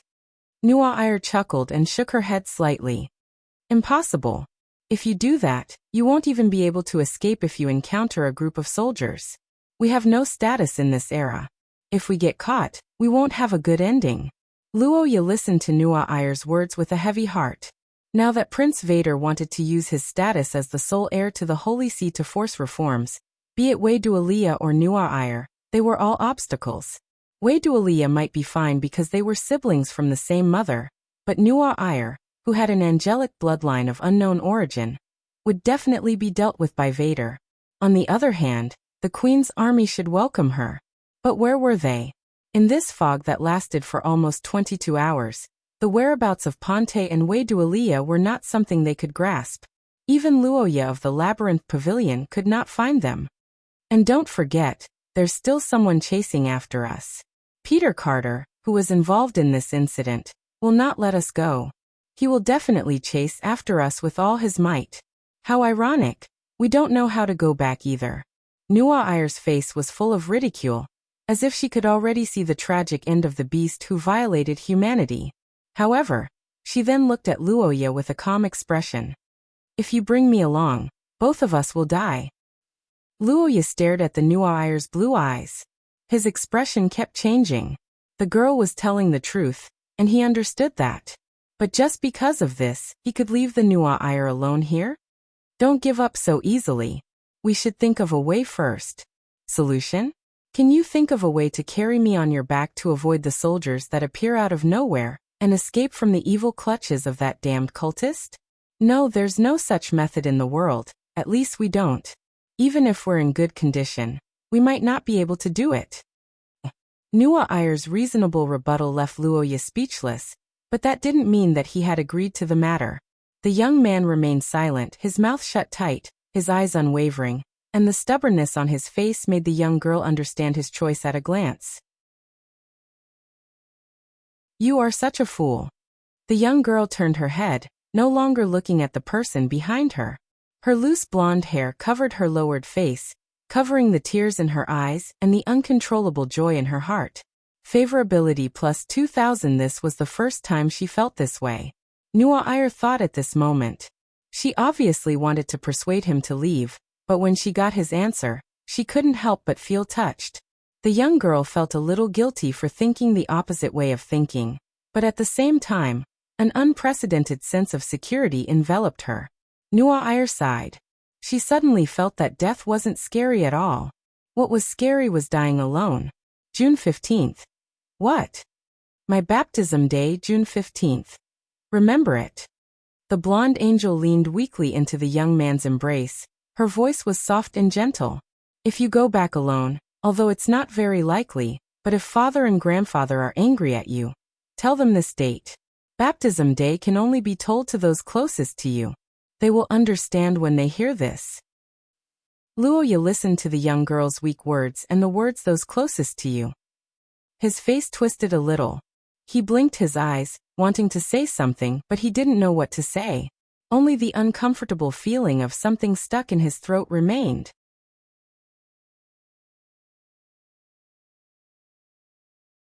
Chapter 79. As the saying goes, it's important to know one's own limits.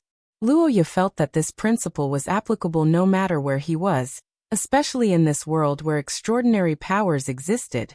Knowing one's own limits could sometimes even be a matter of life and death. Luoya had always believed that it was better to be prepared than to be unprepared. Drawing up a plan in advance was the most important thing. Therefore, before taking action, even before facing a crisis and fighting for the hot blood in his heart, he would always think about it.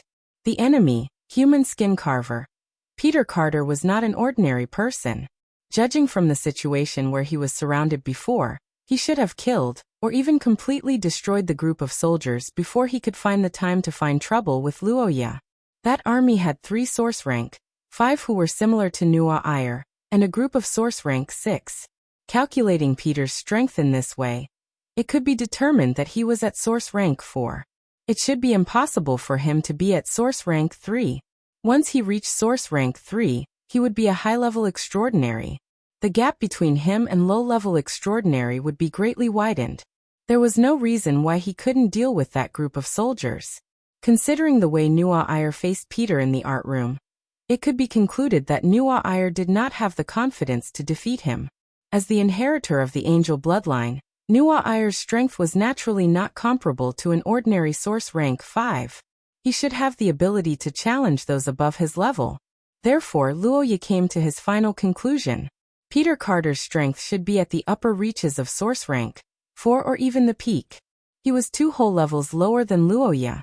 Normally speaking, it was impossible for a peak source rank 6 to challenge a peak source rank 4. However, after thinking about it, Luoya felt that he had a chance.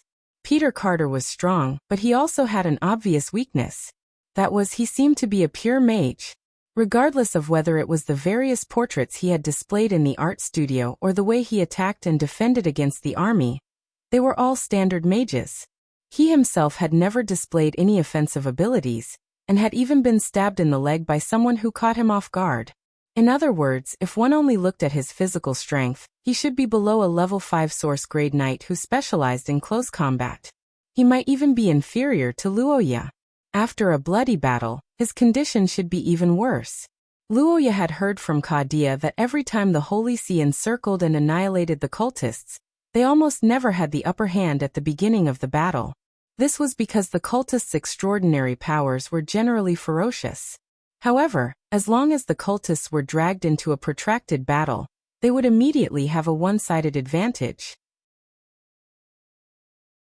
They might not even need the judges to make a move.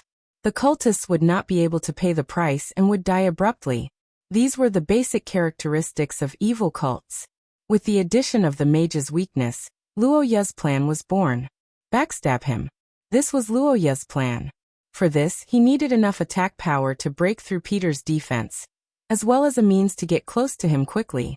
The black-haired youth held the silver dagger in his hand. This was the key to his victory tonight. This holy blade had a holy attribute, and was the natural nemesis of evil cults. A mere 4-source grade knight's defense was not worth mentioning in front of it. After absorbing the blood of him and Nuwa Iyer for a month, the winged dagger finally gave birth to its first ability. This ability was like Luo Ye's wish, bringing him hope. Winged dagger. The energy crystal residue produced when the first-generation bloodline awakened resonated with the mercy source substance. The long years and the user have given it a new ability. Uncontrollable. 3 times a day, jump to a designated position within sight. The distance is adjusted according to the nature of the wielder's spell. After carefully reading these descriptions, Luo Ye basically defined the ability of the winged dagger in his heart. Jumping dagger, but with some restrictions. The ability of the winged dagger last night could be said to be Luo Ye's trump card. It was also the best way for him to get close to the dead orphan who used human skin as a canvas, was addicted to grinding people and painting people. But although this skill was good, if Luo Ye didn't use it well, it would still be very dangerous. Because the activation requirement must be within sight, Luo Ye couldn't use the uncontrollable skill to pass through walls, and in a foggy environment, sight would be severely obstructed. The jumping range of uncontrollable was likely to be shortened to within 10 meters, which was too disadvantageous for Luo Ye. The attack range of Peter's portraits was at least 20 meters, and jumping within 10 meters was basically a waste of time. Moreover, because the activation of the skill required magic, jumping continuously consumed too much energy. Even Luo Ye, who was in a good state now, couldn't bear it. He had to find a way to solve this problem, and he did find a solution in the favorability exchange area. Black Crow Fog Lamp. Warm light penetrates obstacles. Fog City sells tool to guide people home. The light turns green in the poisonous fog. Please don't go out. Price: 500 points/lamp. Luo Ye had always felt that his French system wasn't reliable, but he didn't expect that in the end, he really found a solution. The appearance of the Black Crow Fog Lamp was like a jigsaw puzzle, filling in the last missing piece of Luo Ye's plan. The black-haired teenager carried the fog lamp that emitted a yellow light in the fog, and began a night full of murderous intent before dawn. Peter Carter felt that the situation was a little wrong. In the fog, the black-haired man with a pale face clutched his injured arm, a pair of dim yellow eyes staring at the gloomy monastery in front of him. He didn't have enough knowledge like Nuwa Iyer, so naturally he couldn't distinguish the architectural style. Like Luo Ye, he only felt that this place was a little strange. The man glanced at the withered noblewoman who was leading the way, then at the pet dog that was covered in blisters.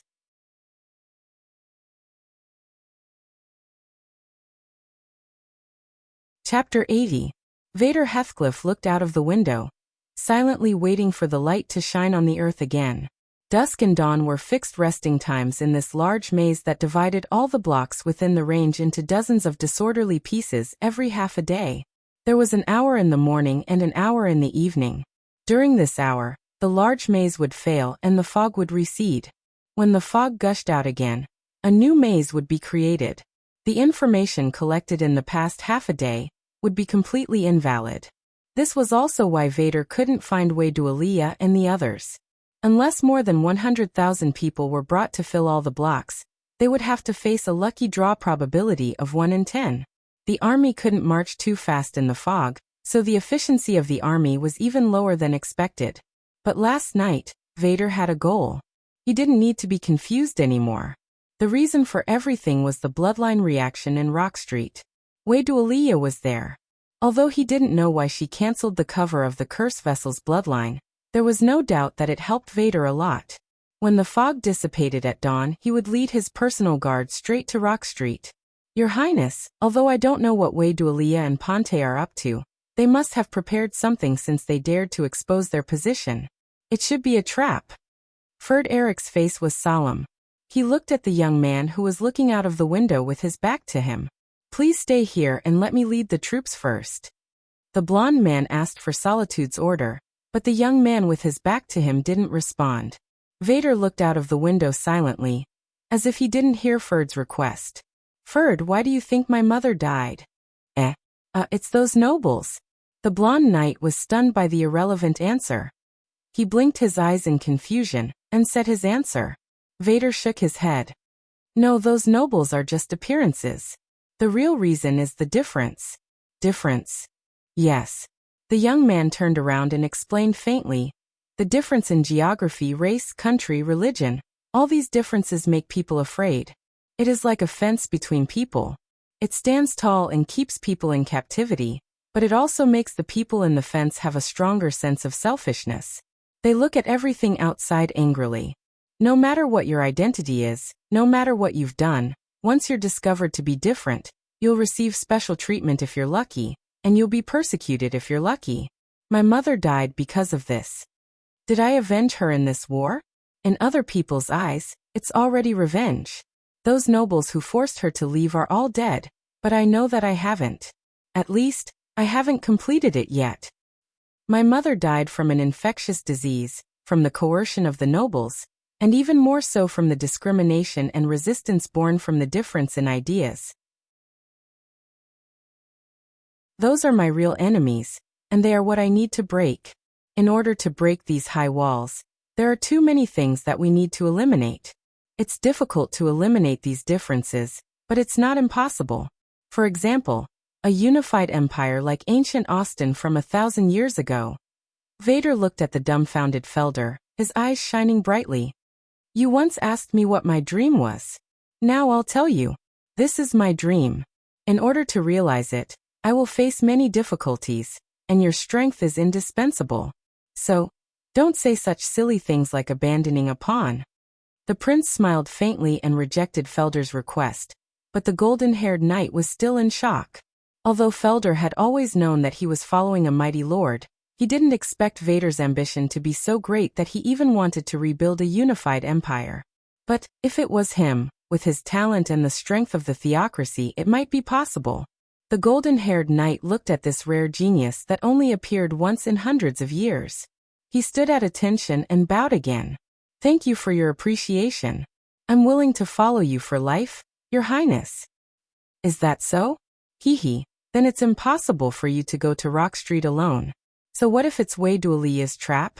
If you shrink back in the face of such a small risk, how can you talk about the great cause of unification? The young prince smiled. He didn't have a crown on his head, but at this moment, his aura had far surpassed that of a king. Dawn, let's march. Vader will definitely go, I promise. In the Labyrinth Museum, Victoria tapped the flashing red dot on Lock Street with her finger, and looked at the black-haired man who had a helpless look on his face. Ponte held his notebook in a daze and stammered for a long time before saying.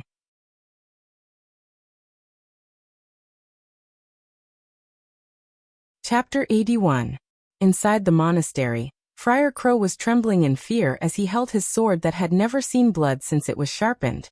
He was huddled in a small fortress made of wooden planks and furniture in front of his bed. Although Crow was nearing middle age and had seen a lot, he was still a scholar. Most of his life was spent in the monastery, teaching children how to read and do math, and telling the nearby residents the stories of the primordial goddess. That was all he lived for. When he joined the Queen's Army's logistics unit a while ago, Crow felt that it was the most thrilling moment of his life. The wounded and the dead were brought back from the battlefield every day. In just a few days, he saw more blood than he had seen in his entire life. When he returned to the monastery, although he was disappointed because he was left behind, he was also relieved. He felt that he could finally return to the life he was familiar with. But he never thought that in this familiar monastery, he would meet Shiya's messenger, and then encounter the vicious evil cultists. Outside the monastery's gate, the furious Peter had completely released his curse. Countless ghosts wandered in the nearby fog. The evil aura and the wailing of the portraits sounded like blasphemous prayers in Crow's ears. Crow's eyes stared at the tightly shut door as he panted heavily. Large beads of sweat appeared on his forehead. He looked back at the girl sleeping on the bed with a complicated and timid expression on his face. The Son of God is fighting, right? The middle-aged friar thought. His faith told him what he should do, but the reality was that he was trembling and could do nothing. After all, in his opinion, only the Son of God could punish those evil extraordinaries. In Claude's eyes, Luoya and Nuo Ayer were different from ordinary people. It was not just the difference in strength, but also the difference in personality and other aspects. Powerful but not arrogant, polite and approachable, brave and fearless, and able to choose to fight without hesitation in the face of a terrible enemy. This was not something ordinary people could do. It was better to say that ordinary people were in a completely different state when facing the evil cultists. Cowardice, fear, yes men, and the inability to muster up the courage to resist the evil existence. This was not an exception in this world, but the common reaction of most people. Nuo Ayer's courage in the face of the cultists came from his family's heritage and the pride of his bloodline. Luoya's courage in the face of the cultists came from the righteousness and responsibility in his heart. Although the reasons were different, they had unknowingly crossed the threshold in their hearts. The surrender of power was not scary. What was scary was the surrender of the soul. The special feeling that Crow felt from the two of them was the noble and unyielding spirit. He had only felt this feeling from a few people in the past, including the current Holy See and Princess Wei Dualia. May she bless you. Sincerely praying for the two of them, Crow looked at the statue of the goddess in front of him and muttered to himself. Peter had never thought that there would be a day when he would be forced to defend himself with all his might by a little kid of origin grade 6. Now that the lady with the dog was directly sent to the sky by the Holy See's dagger, the only paintings that Peter could command were the Holy Virgin Mary, and some miscellaneous things that could not be put on the table. Fat merchants, rigid soldiers, crying maids. Peter's early paintings were brought out one by one. Most of these paintings were limited in strength and didn't have much use. They were the lousy works that Peter was ashamed to let others see. But now he couldn't care less about that. In an environment where the visibility was less than 10 meters, the mysterious disappearance of the enemy was obviously a magic weapon, a short sword. Everything gathered together and turned into a murderous intent that made Peter tremble with fear in the dark night. The pale-faced man gasped for breath, trying his best to calm his heart. Don't panic. It's just a little kid of origin grade 6, so what if he has a treasure? His actual combat experience and psychological endurance are definitely not as good as mine. I'm the hunter, he's the prey. You think you hid well? I saw you a long time ago. Peter shouted loudly as he thought, trying to trick Luoya out, but in the fog of the night, there was no movement except for the screams of the vengeful spirits. The man's dim yellow eyes widened in anger, but suddenly he sensed that there was movement in the defensive net of the paintings 20 meters behind him. Found it. The moment he heard the message from the painting, the red light in Peter's hand suddenly shot behind him. A vicious curse that could turn people into blood-colored sludge crossed the night and hit a figure covered in red gauze. Ha ha ha ha. Found you. Now you know the gap between us, little brat.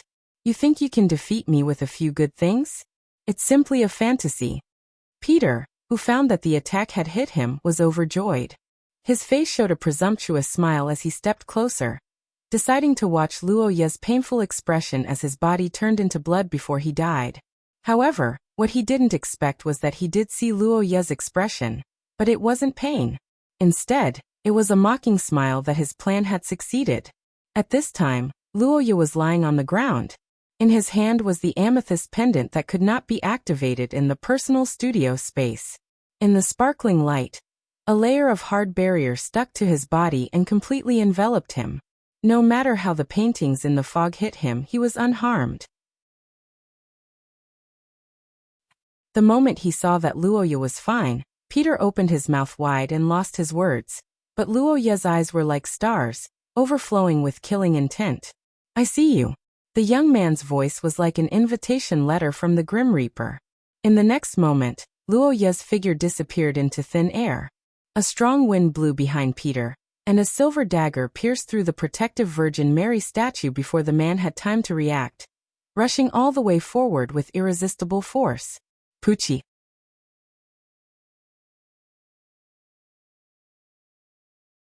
Chapter 82. How is it possible? Cough. In the fog outside the monastery, a battle to the death finally came to an end. Under the silver sword light, Peter Carter's body was cut in half.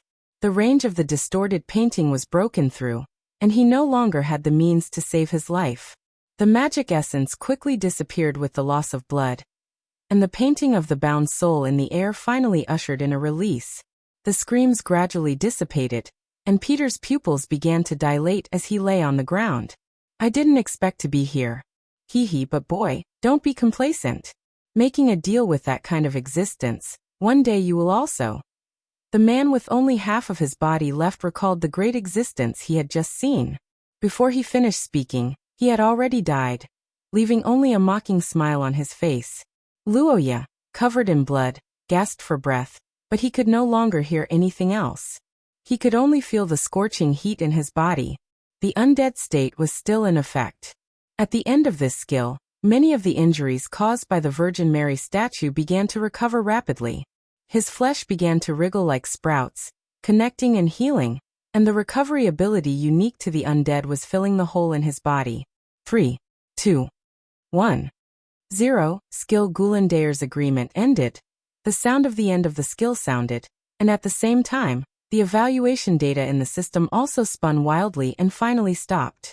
Luoya glanced at the evaluation in the system, and was not surprised by the skyrocketing value. He reached out to touch the bloody hole in his chest and found that there was only a layer of blood there, and the skin below had recovered. Is the recovery ability of the undead so powerful? Luoya thought, recalling the zombies and other things in various works in his previous life. According to the morality of this world, that kind of thing might be considered a little brother. The effect is good, but it's so tiring. The black-haired boy shook his body. From an ordinary human to an undead creature and back again. His body had suffered great damage in the process. Even if the wound had healed now, the weakness of his body still could not be immediately improved. If there was a sentence to describe Luoya's feelings now, it would be, his body seemed to be hollowed out. The black-haired boy's body swayed as he glanced back and forth a few times before he leaned against the signboard at the entrance of the monastery with difficulty. The signboard for 42 Rock Street had been in disrepair for a long time, and could not bear the weight of the Luoya. He took deep breaths to calm the discomfort in his body, and turned his head to look at the monastery in the fog. A relieved smile appeared on his face. Although he was surrounded by danger and had used a large number of tools, Luoya, who was at a disadvantage in the source grade, had still won in the end. He had protected the unconscious Nua Iyer, which was enough for him. But after her, I might fall sick too. The young man gripped his dagger and smiled bitterly. He gritted his teeth and struggled to walk towards the monastery. He had to get Friar Crow to deal with Peter's corpse, otherwise, it would attract soldiers, Luoya thought as he moved his legs. Suddenly, he found that his vision was much clearer. He looked up and found that the sky was already bright. The golden sunlight began to penetrate the fog. Dawn and dusk, this was the time to rest and rearrange the sequence of locations in the great labyrinth. It was a routine that only had 2 hours a day. Luoya looked at his reflection on the ground and sighed with relief. The long night had finally passed. But before this simple sigh could leave his mouth, the young man was stunned because he found that there was another shadow beside the small figure on the ground. There was someone behind him. Luoya suddenly felt a sense of danger. In this place where danger lurked everywhere, Luoya had no allies to speak of. So when he saw this situation, he did not hesitate to stab back with the dagger in his hand and quickly adjust his body. But he did not expect that the almost invincible dagger would fail this time. Ding! A metallic hum sounded from the dagger. Luoya stared in disbelief behind him, and saw a handsome blond man holding the tip of the dagger with his finger. Yes, it was just a finger. It was a slender and white index finger with distinct joints. From the state of the muscles, it could be seen that he did not use much strength, and did not use much supernatural power. According to common sense, the dagger should have directly penetrated such a delicate finger, but the situation now was the opposite. The dagger failed, and Luoya could find the reason. Looking up at the face that was similar to the unconscious blonde girl in the monastery, Luoya had already figured out the identity of the person behind him in just a few seconds. He also knew that his worst expectations had become reality. He and Nuair were caught.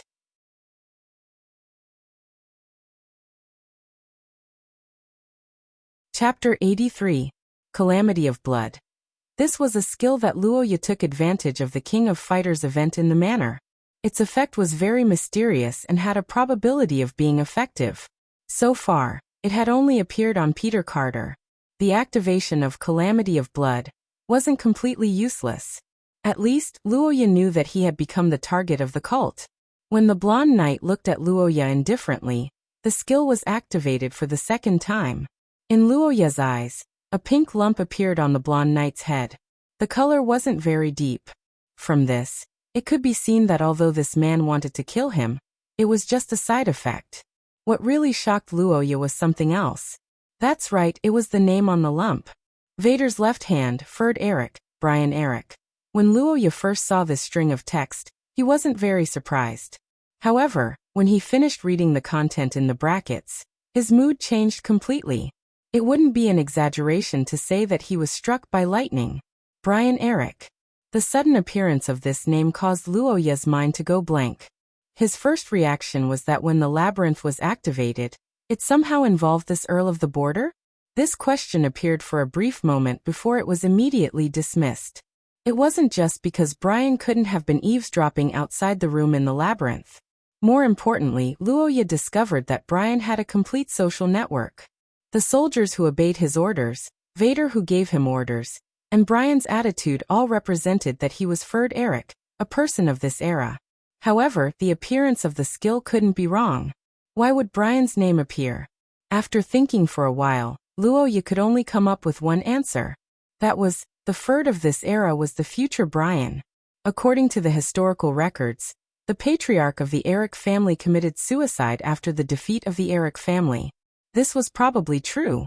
However, Ferd, who committed suicide, somehow came back to life and was still active in the era of John of the Holy See more than 100 years later. Luoya's heartbeat quickened as he discovered the shocking secret. His eyes involuntarily stared at the blonde knight. Of course, he was discovered. Kid, I don't know where you're from, but the person in front of you just now was Prince Vader. You better not be so disrespectful next time. Felder then ignored Luoya after saying those threatening words. Layers of soldiers slowly approached the monastery under his lead. The elite suicide squad was the first to rush in. Ah. No, don't kill me. I'm just a cultivator. The door was kicked open, followed by Monk Crow's strange cry. The footsteps of a large group of soldiers resounded in the monastery. Not long after, a soldier rushed out. Your Highness. Found it. All right. When Prince Vader heard his subordinate's report, he smiled for the first time. He quickly walked into the monastery and entered Nuair's room under the instructions of the soldiers. The young man who entered the room did not even look at Monk Crow, who was forced into a corner by swords and blades.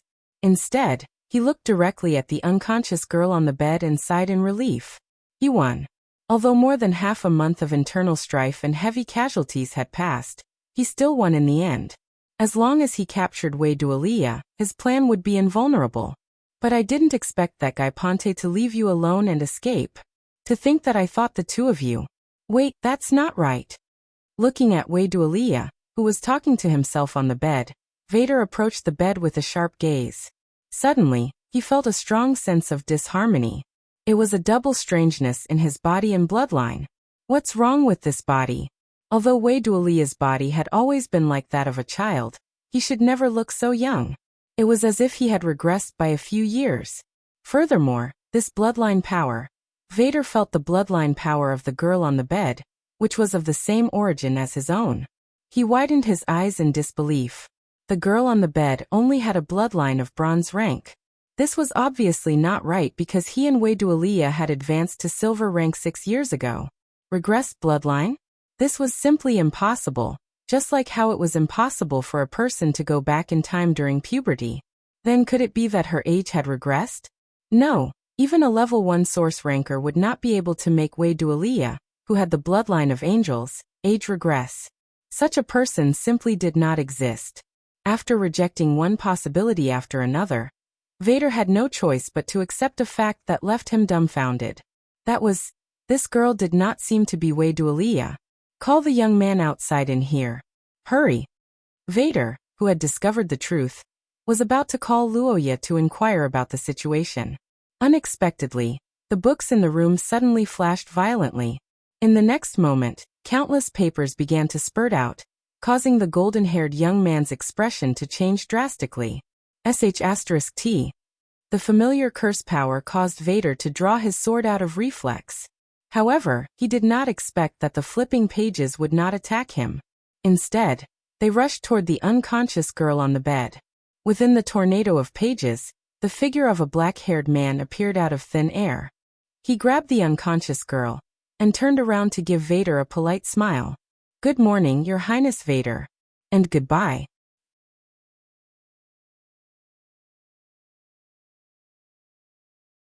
Chapter 84. When the black-haired man flew across the sky, Luoya raised his head and felt the fear of missing the bus. Although Luoya didn't know who the black-haired man was, judging from the blonde little girl in his arms, he was most likely his ancestor. Unfortunately, Ponte's car didn't have a seat for him. "Noir," the black-haired boy exclaimed. He had no choice but to accept the fact that he missed the rescue. But looking at the two people flying across the sky, his heart was hanging in the air. "What the hell? Boss, this is a war zone. Why are you floating in the sky? Aren't you a live target? Can't you crawl after a round of arrows?" Roja didn't know what Ponte thought, but he knew what the soldiers with him thought, such as the ones beside him. "Who is that?" "Enemy. Shoot him down. Shoot him down." The shouting soldiers drew their bows and knocked their arrows. They were clearly enraged by the target hovering above their heads. In just a short second, hundreds of arrows had already streaked across the sky, shooting towards the man in the sky. "Not good. Noir," Luoya exclaimed at this moment. His mind went blank. He had just experienced the power of the arrows in the Shia world, so he naturally knew how powerful the arrows were. But what he didn't expect was that the scene he saw wasn't a bloody scene. Instead, it was a scene that made him doubt his life. Spell, distortion. Just as the arrows were about to pierce his heart, the black-haired man in the air suddenly opened his mouth and chanted something softly. Then the arrows that were chasing after his but turned the steering wheel in unison and went around his side as if they were old drivers encountering traffic police. Looking at this scene that defied the laws of physics, Luoya and the soldiers were equally dumbfounded. Soon, with Felder's roar, the man's identity was revealed.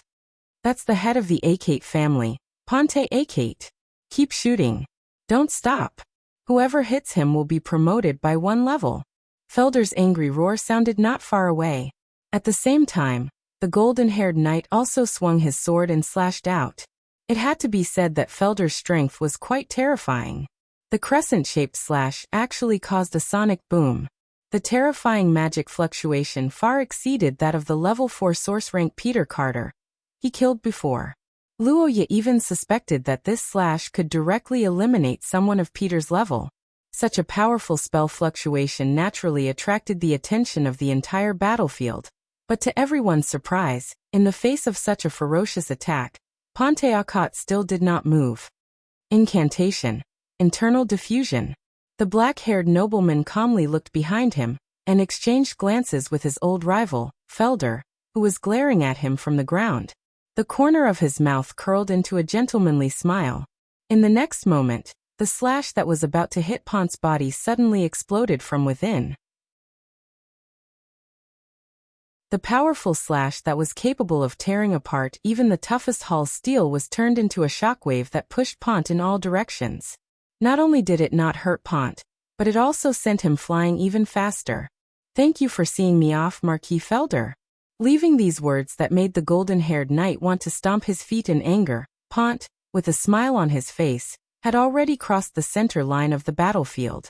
The man who entered the airspace of Princess Wei Dualia's army landed, and the knights below immediately rushed to cover him with their large shields. "The Legion commander is coming down. Shield bearers! Shield bearers! Counterattack!" As soon as they saw Ponte fall from the sky, The bodyguards with tower shields immediately formed a circle. At the same time, Princess Wei Dualia ordered to release the firepower, and the rain of arrows in the sky began to thicken again. Luoya looked at Pont, who was floating like a cloud among the tens of thousands of soldiers, and couldn't help but yearn for him. Although Luoya knew that the heads of the Akate family were not easy to deal with, but a strong person like Pont who could ignore the battlefield far exceeded Luoya's expectations. When can I be this strong? The black-haired boy looked up at the sky. The scene of Pont rescuing Nua Iyer had undoubtedly given him a huge shock. Before this, Luoya had never had such a concrete understanding of supernatural power, and this scene was equivalent to a flame that completely ignited his passion for supernatural power. However, as the saying goes, dreams are plentiful, but reality is harsh. Although Luoya was proud of himself, he soon discovered a very serious problem. Wait a minute, Nua Iyer was rescued, and Pont ran over. What about me? What should I do? The black-haired boy looked up, and saw that the rain of arrows on Wei Dualia's side had stopped because of Pont's arrival, and the enemy obviously didn't know of his existence.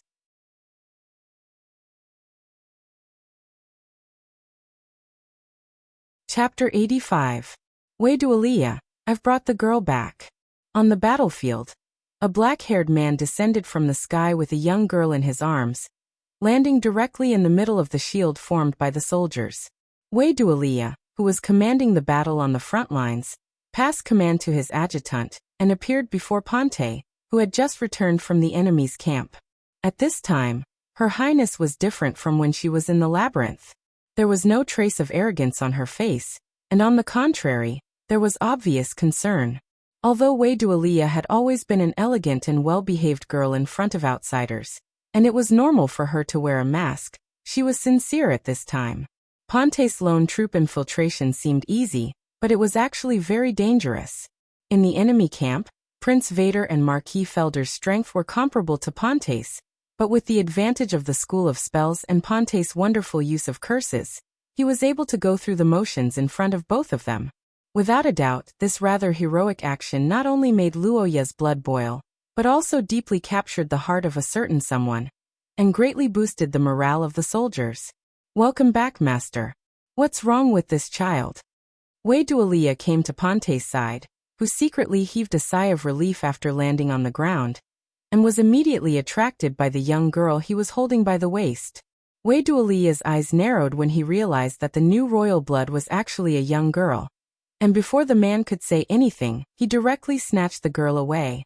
Although Ponte was a proper person, everyone had some fetishes. Due to the price, Ponte's fetish for women was always publicly known in Wei Dualia, and this tragic situation where there was no secret could be said to be Wei Dualia's trump card to control Ponte. Her Highness was very vigilant, and Ponte was very innocent. He was afraid that Wei Dualia would misunderstand, so he held the girl by the waist, but he didn't expect this measure to be ineffective. I'm not really. Sai, forget it. Ponte's eyes swept across the surrounding soldiers, and in the end he didn't say anything, but he knew that it was useless. Wei Dualia probably wouldn't listen, because she was busy looking at her new relative. The moment she snatched the Nua Iyer from Ponte and turned it over, Wei Dualia's body froze. The face that was full of holiness, golden hair that seemed to glow, and a slender and beautiful body.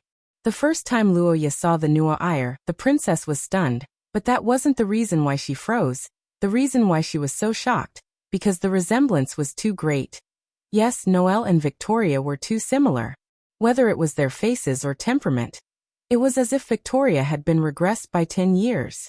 If not for the difference in age, Victoria would even suspect that she was a twin or a triplet when she was born. What's going on? Why does the illegitimate child look so much like her? Ponte, who witnessed Wei Dualia's actions from the side, was also stunned. When he was saving the princess, Ponte's mind was focused on the enemy, and he didn't pay much attention to the girl's face. Now he was full of questions. How could they look so similar even though they didn't share the same mother? Was the royal bloodline so strong? Wait, why is she unconscious? I don't know. She was unconscious when I saved her. Did Vader do something? No, this child is having a high fever. It's the bloodline. she's going to be promoted. As an experienced person, Wei Dualia immediately figured out the reason after examining the Nua Ayer's body. Then, she couldn't help but widen her eyes, and for the second time, her expression was full of surprise. The current generation of Heathcliff's successors were Wei Dualia and Vader. Both of them were praised as geniuses since they were young, and their extraordinary talents were also among the top in the entire history of the family. Even so, the two of them were promoted to silver at the age of 13. How old was the unconscious girl in front of her now? 11? Or 12? Wei Dualia wasn't sure, but she knew one thing, and that was that this long-lost clansman had incredible talent. As long as she was carefully nurtured, she would become a big figure in the human world in the future. She had to protect her life, guide her to promote, and never let her fall into Vader's hands. Wei Dualia, whose willpower was unprecedentedly strong, reached out her hand. Under the guidance of the source substance of mercy, the holy light began to slowly channel the accumulated bloodline power in Nua Ayer's body. Ponte was relieved when he saw this. He didn't look at the two girls who looked like sisters anymore. Instead, he turned to check the situation at the front line, and took out a rainbow-colored gem. The secret labyrinth treasure, the ancestral artifact of the Akot family. Although it was slightly flawed, its power was still far beyond imagination. Even though Queen Victoria's army looked ferocious, it was mainly because they had the advantage of a surprise attack. If they were to clash head-on with Vader's personal guards, they wouldn't be able to defeat them. In fact, they might even be defeated again. Due to the good relationship between the Patriarch, Ferd, and Vader, the Eric family had invested a lot in this rebellion. Coupled with the pagan forces that had been entrenched in the capital for a long time, the combination of these two forces was unstoppable. On the other hand, the Akot family, which supported Wei Dualia, had their private army completely blocked outside the city. Since they couldn't win, they might as well not fight and preserve their strength while waiting for the return of the Holy See. This was Ponte's strategy. As soon as he returned, he began to activate the secret labyrinth treasure to summon the thick fog back. Boom. Unfortunately, Ponte's thoughts were immediately discovered by the other party. From 1,000 meters away, Ponte looked at the golden-haired young man, and felt as if a lifetime had passed. Although it hadn't been long, Ponte had actually been Vader's teacher. In his opinion, this young man had enough talent to be a true genius. However, some things happened that changed Vader's mind and gradually led him and Wei Dualia to different paths. You're tuning in to the Earbook Haven YouTube channel. Don't forget to subscribe and join us on this journey to catch the most captivating stories.